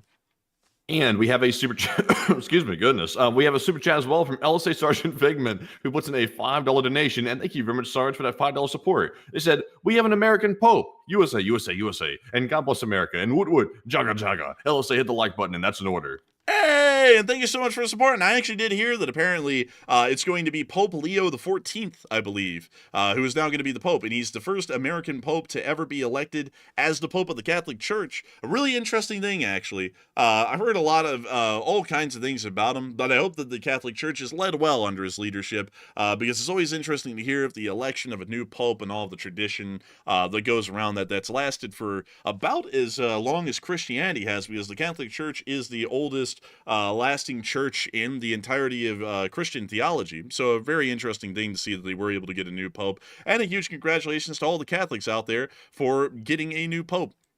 It actually seems like they came to the decision fairly quickly. I don't really follow how long it takes for them to elect a new pope most of the time, but it does seem like the election process was a fairly quick one in the papacy, and it seems like they're already going to be moving on into having an American pope, which is going to be a little bit weird, I'll be honest with you, because I'm used to always hearing that the popes are always speaking some form of a romantic language, like Italian or Spanish, or something along those lines. So it's going to be a little bit weird to see a pope in the Vatican that is speaking the American dialect of English. That's going to be. How do they go about How do they go about picking his name? Because the guy's name is Robert Prevost. So how do you go about picking Leo the XIV? Like, how do you go about picking that? How do popes choose their name? That's the question we're looking for. So they just pick one. Oh, so it's literally just like they just pick it based on their, like, just they imagine one up? So let's see. Huh. Yeah, they do. Huh. So yeah, they just kind of like pick whatever preference they have. I actually thought it would be more so rooted in some sort of like a traditional system where it's kind of like chosen for them. I didn't know they just kind of picked one on their own volition. So that's interesting. That's kind of weird, like to pick one that specific. Yeah, I guess by his predecessor. That's interesting. That's kind of a interesting thing. I thought there was a process to it, but apparently they just pick it. Well, who was Pope Leo the 13th? Let's see. From 18, wow, the last time they had a pope whose name was Leo was back all the way up in like the late 19th century. There he is. Why don't they just use their real name? I don't know. That's a good question. Why don't popes? Now we're just gonna start googling here. Why don't popes use their real name? Let's see. This practice began in the early Middle Ages, and it's considered a symbolic act signifying the beginning of a new papacy and often reflecting the Pope's vision for his reign. It says there's no doctrinal requirement for a name change, but it's become a significant part of the process. Honestly, in my opinion, I'm not saying this. Hopefully, this doesn't offend anybody that's Catholic. But if I was wanting to be the Pope, or became the Pope or something, I would say I'm going to use my real name for transparency. Like that's the vision here is transparency. I don't want to come up with a fake name. I just want to use the one I've actually been given. So what did Pope? Well, I don't know if I want to go against tradition. like I wouldn't want to be that guy who broke the tradition. But that's why I would never be the Pope. Well, also we're Protestants, so someone had just asked, are y'all Catholic? No, we're actually Protestants. That's why we're having to really look into all of this and research it, because we're not Catholics, we're Protestants. So let's see here. Intellectualism attempts to define the position of regard to modern thinking, outline the rights of workers to a fair wage. What? It's getting a little political. Safe working conditions and the formation of trade unions. What? While the Pope was involved in trade unions at one point? Dude, that's actually, especially for the late 19th century, that is pretty progressive. Honestly. Also, this guy's name was Gioacchino Vincenzo Raffaele Luigi Pecci. But also, I can get behind this. He opposed socialism and laissez-faire capitalism, which is just, running rampant capitalism to the point there's no regulation. I can get behind that. That's actually a pretty decent one. That's pretty much what we talk about here on the show. So, and he was also called the Pope of the Workers. Pope of the Workers. This guy right here sounds like he might have been a good candidate for actual political office. Yeah, he actually sounded like honestly, man, what's interesting is that he pretty much had all of the same speaking lines that Teddy Roosevelt had. Yeah, he kind of does. Like, honestly, he kind of does. Yeah, honestly, this is literally just Teddy Roosevelt, but a pope. And this is actually a little bit before Teddy Roosevelt, because Teddy Roosevelt, I think, became the president of the United States in this pope's final years. So pretty interesting on that. Let's see. Let's see. Rights and dignities of human person recorded 11 papal. The Catholic Church is a fairly interesting thing. Of course, I don't want to sound like I'm like an expert on it. I'm not. I don't really know anything about much of the Catholic Church or its policies or anything along those lines. And there really aren't that many Catholics, at least throughout the large majority of the South. So you really don't run into contact with enough Catholics to really learn much about how the Catholic system works. But it's always interesting to read about the structure of the papacy, or of the church itself, and how it works and functions and everything. And it's really interesting to see that this guy is, without a doubt, he was actually fairly political for his time and what he was pushing for, because this would be the exact same things that got Teddy Roosevelt in office. Man, the last time that somebody's last name Pecci was involved in trade unions, it was a whole nother game going on. Man, for real. It really was. But anyways, with that, I hope we addressed that somewhat well, at least the best we can. Also, I saw someone bring up the Pontifical Swiss Guard. Let me go and show you all those. Pontifical Swiss Guard. Here we go. Let me see if I can show you all these guys. The Pontifical Swiss Guard, or as they're actually called, the Pontifica Cohors Helvetica, which means Pontifical Swiss Guard in Latin. So let me show y'all their uniform, their current service uniform. This one. Well, this is their ceremonial uniform. Let me put that out there. It's steeped in a lot of tradition about the colors and such. This uniform is actually heavily inspired off of a 16th century. I actually forgot the specific kind of unit, but it's very similar to the Landsknecht kind of a uniform design, at least in principle. But they also have a more demure service uniform. And here we go. This is their actual, like, service uniform, because a lot of people said, the Pontifical Swiss Guard kind of look like clowns. And they don't always look like that. They look like this when they're not in a ceremonial role, which is, I'd say, a lot better. They also carry Glocks, by the way, so they're not light on firepower. So that's a little bit of an interesting thing. But anyways, that is the bodyguard to the Pope. His personal bodyguard, I think they only number about 130-something. Yeah, 135 men. So about a company of men protect the Pope. So they don't really need too many because they got like a humongous fence and wall around the whole Vatican, so they're pretty protected. Yeah, but they also have the armed guards to protect it in cases they needed those as well. So pretty neat thing. Actually, it's a lot of ground for 135 men to cover. Yeah, it's a pretty good bit of ground, but it's hard to get over that wall. Yeah, that's true. Let's take a little gander at that wall. Come on, drop us down, buddy. There we go. That's a pretty significant wall. That's quite truly a fortress wall, actually. Yeah, I don't think you're getting up that wall. No. It's the best wall, a wall that nobody can cross, ever. It just got 10 feet taller. It's a bit damn. Let's see. It looks like the wall ends right around this corner. It kind of does, actually. Yeah, that's interesting. But you know what? I'm interested in this. Is there any pictures that were taken somewhere in here? Like, what is this whole place? Oh wow, this is like a really museum. nice. I think it is like a public kind of a museum thing. Very nice, actually. Very, very ornate. So what is up here, perchance? Oh, wow. Honestly, dude, it'd actually be kind of cool to see all this. It kind of would be. Anyways, with that, it is time for us to move on to the next one. All right, and our next one goes to Philip Fixes LSA, who puts in a $5 donation. And thank you, Philip, very much for that support. He said, trains, a brief history of Japan's infatuation with locomotion. Engineer is one of the dream jobs of Japanese children. Slav LSA and TLSAWND. And thank you so much for the support and helping this channel to keep on running. I actually cannot explain to you why the Japanese have such a major infatuation with trains.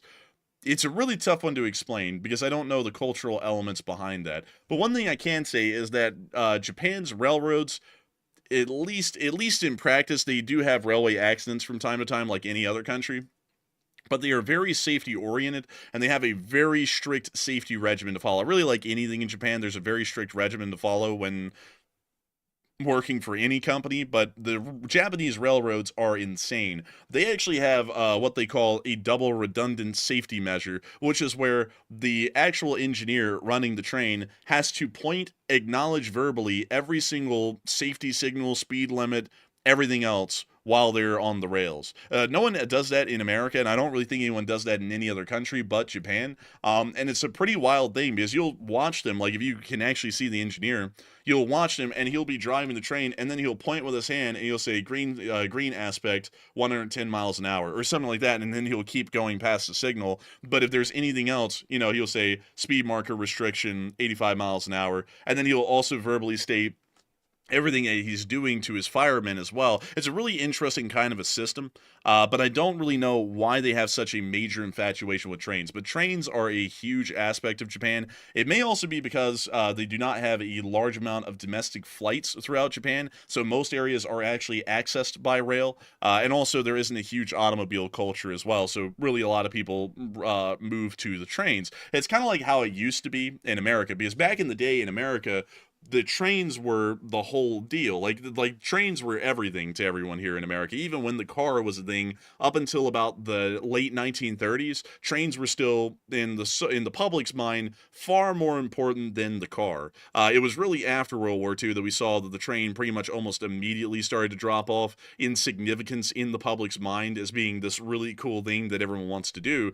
Because back in the day in America, everyone also was heavily obsessed with trains. A lot of the famous songs from the era, like for example, all of the songs made by Glenn Miller. A lot of y'all might know him because he's the one who made that song In the Mood, which a lot of y'all will hear whenever y'all hear about, you know, the attack on Pearl Harbor. Do you know the song, Matthew? It goes like Oh yeah, I know that one. Yeah, so that's Glenn Miller's song In the Mood, but his other two most popular songs were actually train related songs. One of them was the Chattanooga Choo Choo and the other one was the Pennsylvania 65000. Both of them were different kinds of express train services, and they were wildly popular at the time because one, trains were very popular, and two, the songs were really catchy. So kind of giving you a little bit of an idea of what American culture looked like at the time, the trains were still the dominant thing.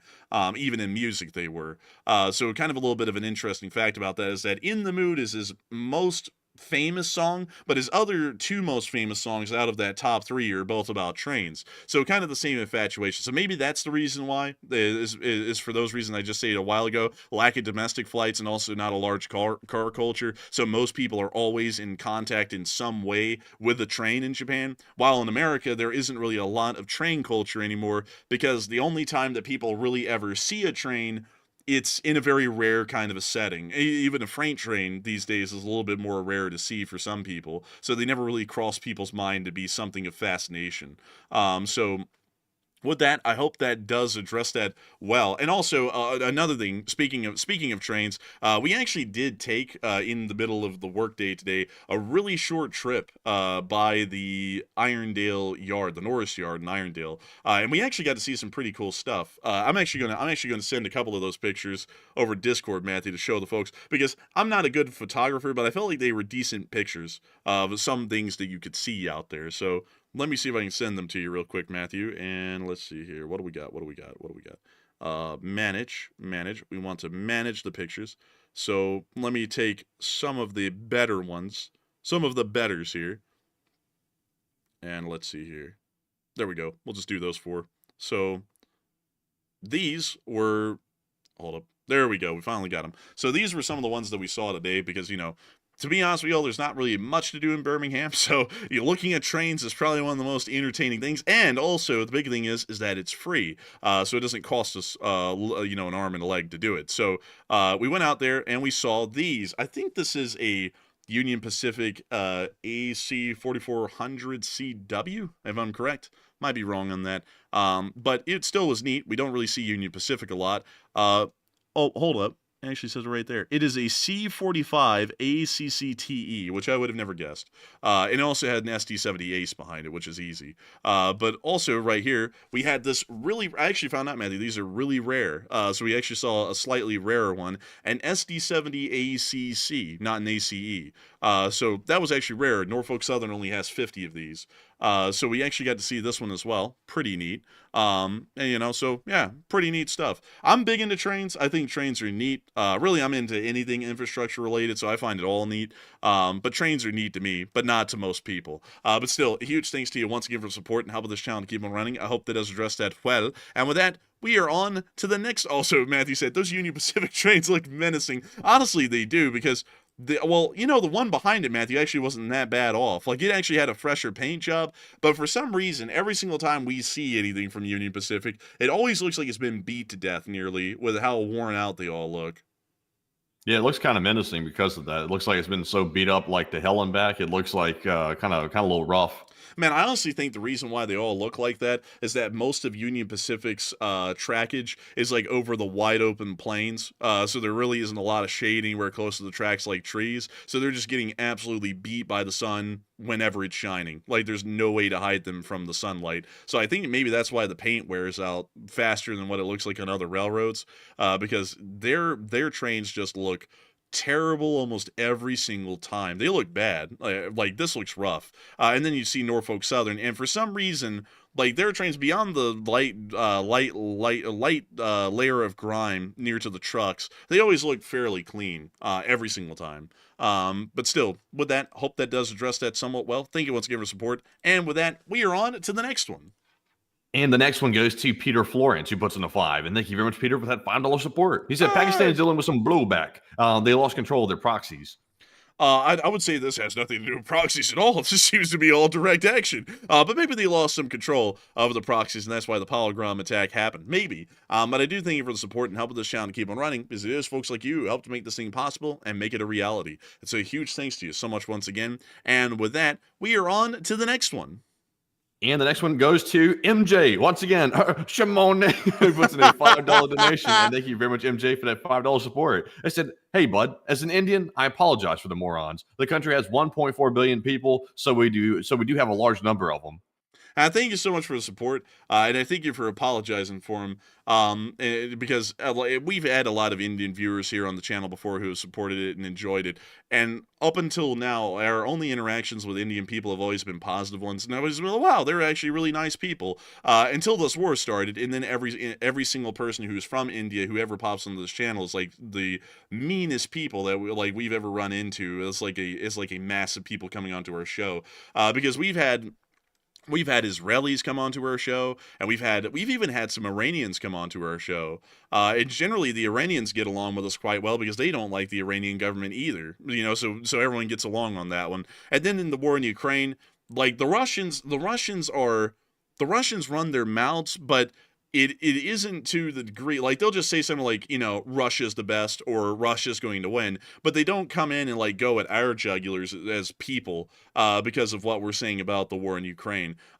Since this war has started, though, just about everyone from Pakistan and India has been trying to go at our throats because of our news coverage. Maybe that is just the case, is that, you know, it's a massive population in both countries, so there's going to be a lot more, you know, per ratio, crazy people to go out there in the world and say all kinds of crazy stuff.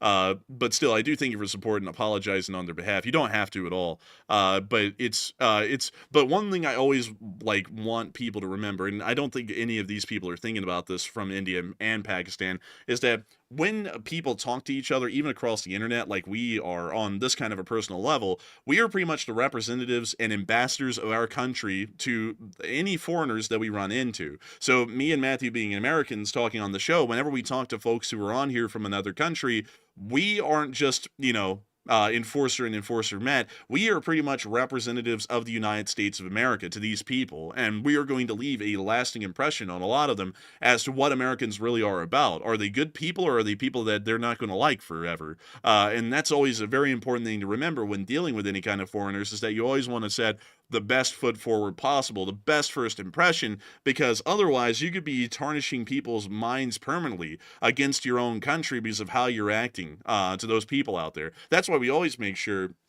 to give a massive shout out and thanks, and always show great appreciation and interest in other people's countries outside the United States, because we always want those folks to think that Americans are, as a whole, although we're not representative of everyone in the country, that we're going to be very interested, nice, warm, and welcoming people. And so when people are coming in here, and we're not even, like, initially when we were covering this situation, we were saying, oh, well, you know, America is going to support India for strategic interests. Even still, these people were coming in here and just acting out like on us for no reason, even when we were saying that we largely support their country. But I do thank you so much once again for the support and helping this channel to keep on running, because if it wasn't for folks like you, we wouldn't be able to make this thing possible, and we wouldn't be able to keep it running. And so a huge thanks to you once again. And with that, we are on to the next one. All right, so our next one here goes to David Locke, who just put in a $50 donation, a very generous support, and thank you very much, David, for the massive $50 donation, and also helping keep the channel running. And David said, thank you for keeping us all up to date. And thank you, David, for the massive support and enjoying keeping everyone up to date. We love to keep everyone up to date. It is a work of passion for us here. And I love to know that folks like you appreciate it and really enjoy it and are supporting the channel to help it to keep on running and be possible for us to keep doing this. And so a huge thanks to you once again. I hope that does address that incredibly well. And with that, we are on to the next one.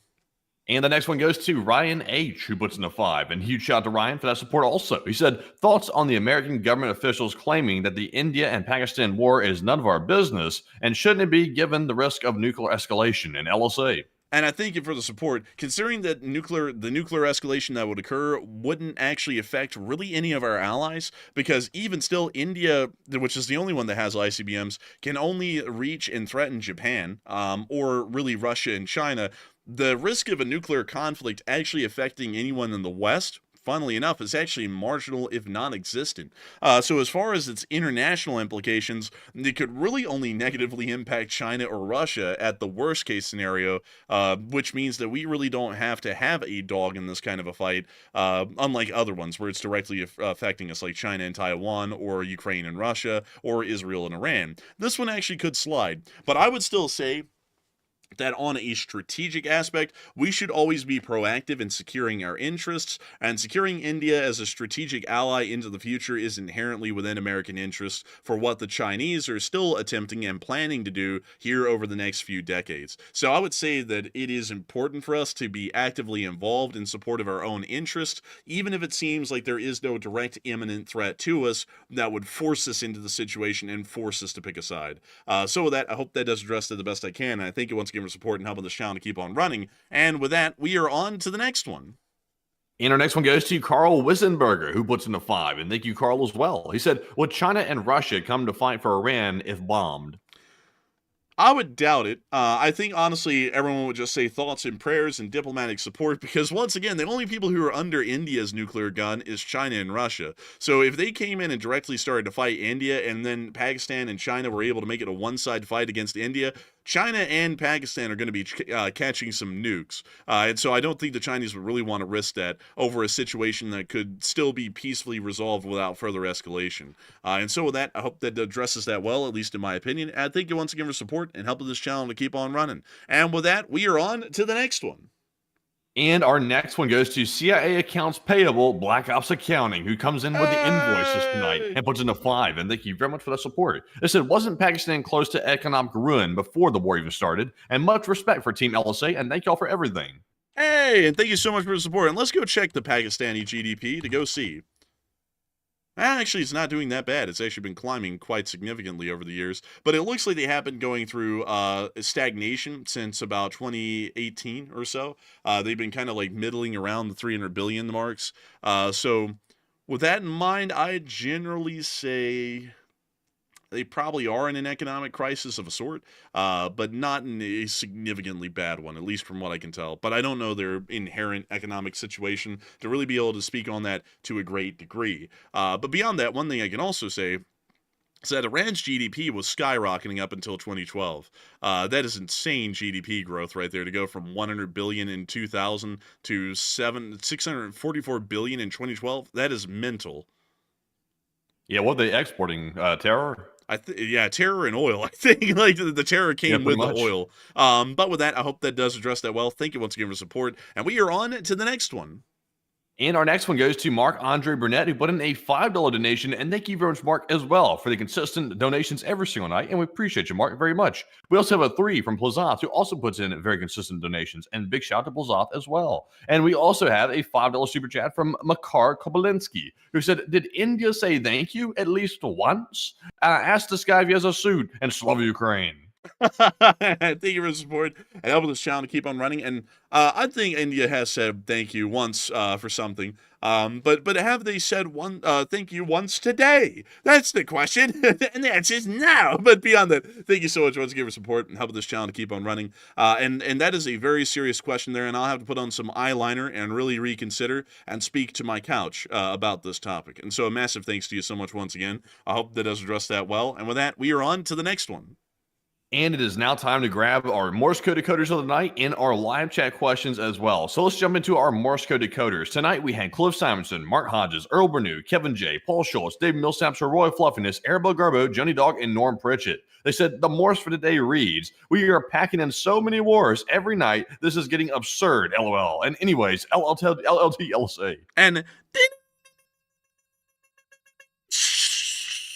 that's the sound of money. You know, got that dent on the nail. That is the Morse code message of the night. Now, I got to congratulate y'all for getting that correct time and time again, because y'all continue to show us that the Lee Spring Army Signal Corps is able to get it correct time and time again. And so with that, I hope that does address that incredibly well. And, of course, we are going to be moving on into our live chats. We're going to be answering live chats for about the next 8 minutes or so. We're going to try and round this thing out at 1:15 Eastern Time, or local time, as y'all are seeing it on my screen. It's going to be about 12:15 local time. And so with that, we are on to the first live chat of the night. Also, by the way, we have another Indian bot. They said India is more powerful than USA. India is stronger than USA, China, Russia. You are officially, my friend, in Delulu land, very badly, delusional, gone wild.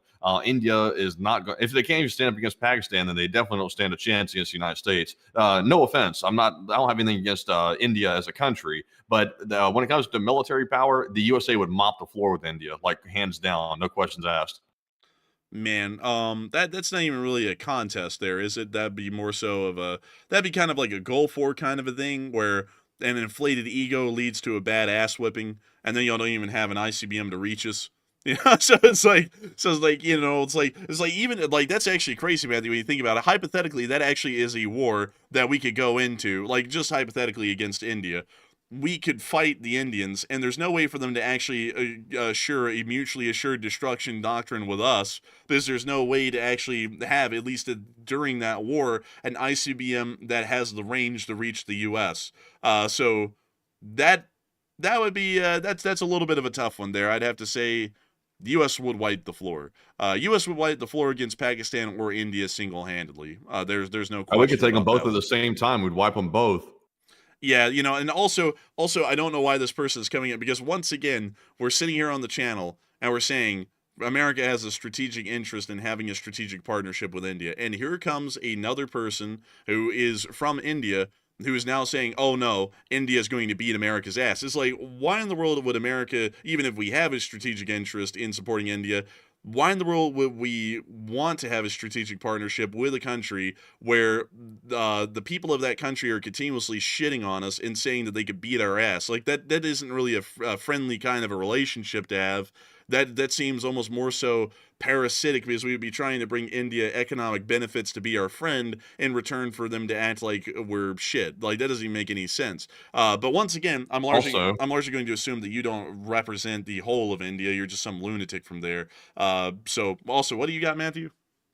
Also, they said, by the way, are you some type of political scientist or something, or just giving your own opinion on this war aspect? Actually, I am a political scientist, now that you mentioned that. So yeah, I am. I'm not just a random dude on YouTube. But if you're a real political scientist, you'll know that when it comes to this geopolitics game that we're currently looking at right now between multiple different countries, there are only so many things you can predict. And then outside of that, you're simply taking good, educated guesses. So to say that India would, and once again, it's not even really a question of like opinion. It just militarily, just by the statistics alone, India wouldn't stand a chance against the United States. It's just proven. Like the enforcer said, we have nukes that could wipe the floor of India, and India wouldn't even have a chance to even respond to it. Not that the United States would ever do something like that, nor would I condone it, but the capability is there. So nothing wrong in having pride in your country and also thinking your military is powerful, but also at the same time, you don't want to just go around picking fights with people just for the hell of it, or at least even saying that or suggesting it, because that's not a good way to be.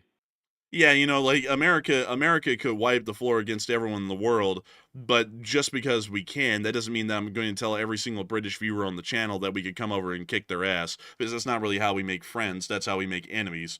So you know, like I would implore any Indian or Pakistani viewers who come onto our stream to not try and piss on the United States of America, because you're not really ingratiating a lot of people out there to really want to elect people here in our country or other countries that would actually want to foster a friendly relationship with the Republic of India or the Islamic Republic of Pakistan either.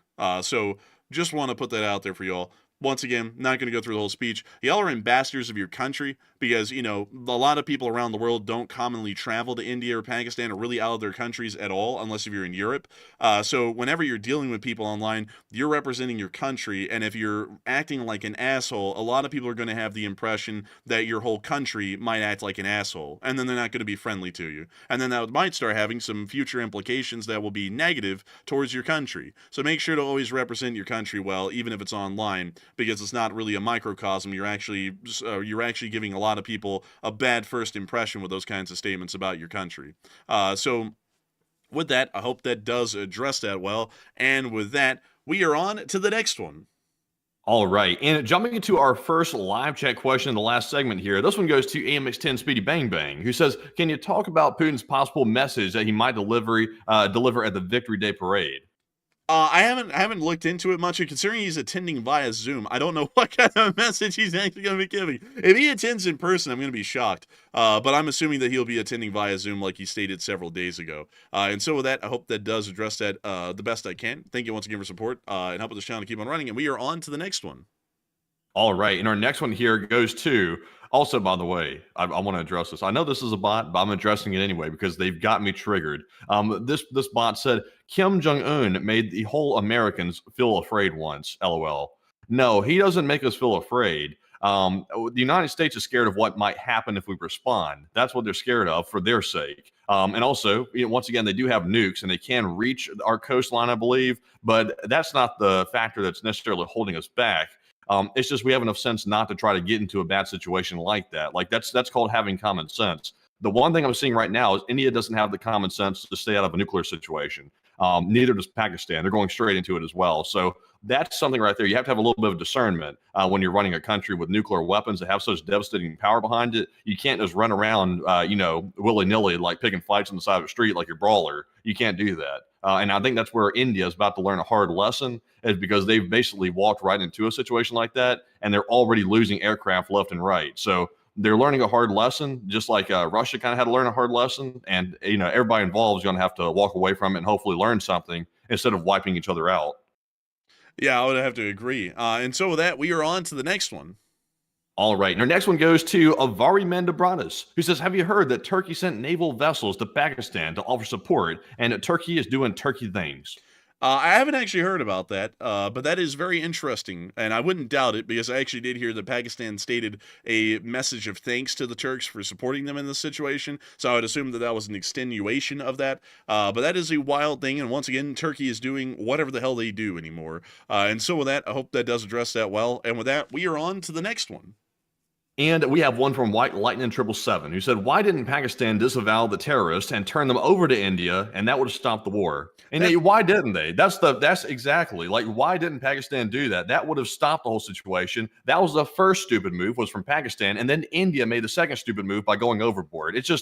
But Pakistan wasn't wrong first, you're right. But Enforcer, what say you? I would agree with that. I don't know why they didn't do that. That would have completely avoided the situation.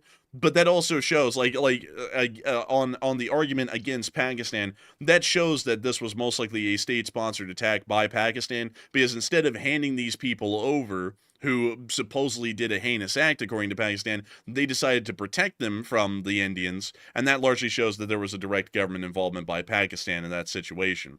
So with that, I hope that does address that well, and we are on to the third to last question of the night. And this one is going to go to Judy from the live chat, who said, does the U.S. have areas that have Army defense system near U.S. homes? What does that mean? I think they meant to ask, like, for example, we saw the air defense literally right in the middle of the Lahore city in Pakistan. Does the U.S. do the same thing where we put air defense systems right next to, like, residential areas? Generally, we do not, because we've never really been in a situation to see how air defense systems would be deployed. But considering that the United States has a much grander aspect to safety than exists in, say, a place like the Republic of India. For that reason, our air defense would most likely be put in a periphery around an area. Like, for example, with Birmingham, Alabama, we would probably see that the air defense would be put out somewhere near Leeds or in the non-populated areas around Leeds, Trustful, and so on, unless if the situation was desperate and they were having to rapidly deploy, and then they may be deploying somewhere near to an urban area, but not directly in the dead center of it, I would assume at least. And so with that, I hope that does address that the best I can. Because another thing that I do have to point out as well is that the Ukrainians also do not put air defense in the dead center of the city. They put it in a ring around the periphery of the city, so that way they can catch the air targets before they even make it over the city. And so with that, I hope that does address that the best I can. And we're on to the second to last question of the night, which is going to be a super chat. And this super chat goes to Helipilot EGLW, who puts in a 100 AED, or automatic external defibrillator. I'm not sure what that currency is. That is the United Arab Emirates dirham. And thank you very much for that, by the way. We appreciate that support. And they said this war will be known as the bullshit war. And the question, do you think how both nations are acting on social media could adversely affect their nations in the real world in the long term? And keep up the great work. Thank you for the support all the way from the United Arab Emirates. You're actually one of the first people to support from there. And it's a very interesting country, the UAE. Abu Dhabi and Dubai are really popular and famous cities these days, without a shadow of a doubt on that one. They're huge cities. But beyond that, I would have to say that the answer to that question, in my opinion, is yes. I think that it actually does have an adverse impact, because the way people act on the internet, who are from a country and they're talking to people who are not in their country, they actually do have a decent impact on how people perceive or view their country. Like, for example, the way Russians have acted on social media for years now has led a lot of people to not be really friendly to the Russians or even have positive views of the Russians. A lot of people look at that country as a country of clowns, and it kind of is largely on the point, from what we can tell. It largely is a country that is run like a clown show. Countries that have people that come out and they represent themselves in mass poorly, or they're violent, or they're really mean, or they don't really think before they talk, those kinds of things actually do have an impact, and that can negatively impact, especially in the modern age of the internet, how entire countries may view another. We don't run international relations entirely through ambassadors anymore. The internet is a way completely past the ambassador, where some people, like here in the United States, might start to form positive or negative opinions on other countries because of the involvement that they've had with people from those countries on the internet. Like, for example, I had a really positive mindset about Ukraine and Ukrainians because we had Ukrainian foreign exchange students in our high school a good bit. And then every time I ever had any dealings with a Ukrainian on social media after that, it was always a pretty positive one. They were always pretty nice people. So I would generally think, oh, the Ukraine's got to be a neat country. Not the wealthiest country in the world, but it's got to be a neat country full of nice people. And that's, largely how a lot of people make their opinions. So if you run into, say, right now with the war in India, and you just mention it, and then 10 Indians and 10 Pakistanis respond to your social media post, and 9 out of 10 of those comments from both countries are negative and just attacking you and ripping you, some people are going to go, wow, these folks seem like they're just mean, like they're assholes to me. I don't like them because they're an asshole to me. Kind of like the same thing I said about Ukrainians. Like, if you generally run into Ukrainians on social media and they're nice, you're going to think they're nice. If you run into a lot of Chinese people, which will never happen, on social media, and they're nice, you would think that Chinese people in the Chinese country must be a nice one. But if you run into people from a country and they're constantly just going at your throat, really for no reason, all the time, you're going to start thinking that country is probably a really mean country. And so I would say, yes, I think that the way people act from each country on social media to people from other countries actually has a pretty big impact on how an entire nation may view those countries in particular. So I don't really know, like, that's kind of like the thing that's shocking me here, is that a lot of people really understand that. Like, hell, even people from Iran and Israel generally understand that, and people from Ukraine certainly understand that. But then, so far, the majority of the situation with India and Pakistan doesn't really seem like people are understanding that in that sort of a situation.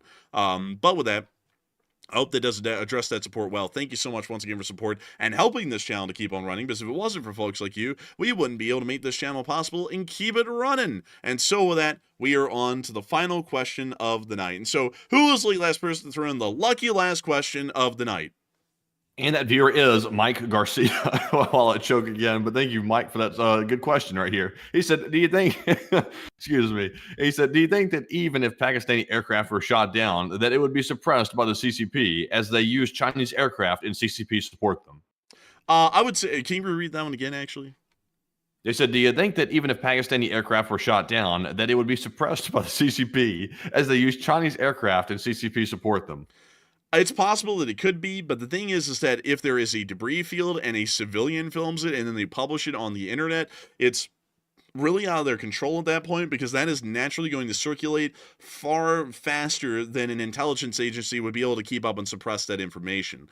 So that's generally what's telling us so far that a J-10 hasn't been shot down, or a JF-17, is because we haven't seen any of that civilian-provided operational open source intelligence that would come out of a country like Pakistan if an aircraft was actually shot down over their territory and crashed onto it. And that's why we're largely still believing that those aircraft have not been shot down, because we've not been able to get any hardcore proof or corroboration to the claims that those two aircraft have been shot down so far. And so with that, I hope that does address that incredibly well, and we have reached the end of tonight's stream. I've got to thank you all so much once again for watching. We had a peak viewership of 11.6 thousand people here tonight, and 85,000 people have watched the stream before it's ended. I've of course got to thank you all massively so much once again for enjoying tonight's stream, and if it was your first time here and you did enjoy the news coverage, please make sure to subscribe. We are at 351,850 subscribers at this point, and we would love to see some of you all become our 352nd thousandth subscriber. And so a huge thanks to you all so much once again for watching, and we will see you all tomorrow at 10 p.m. Eastern Time to cover the next 24 hours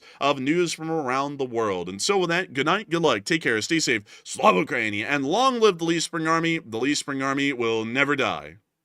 And with that, folks, thank you all for joining us once again on day 1,000 and something of the stream. And of course, we'll see you all again tomorrow midday for the short war video, which the Enforcer will be bringing to you midday if there is enough news to cover, and also another night of stream at 10 p.m. Eastern at our usual time. But with that, thank you to all 85,000 people that joined us tonight by the end of the stream, and we appreciate you all very much. And with that, Slava Ukraine, Heroam Slava, get some rest, and good night.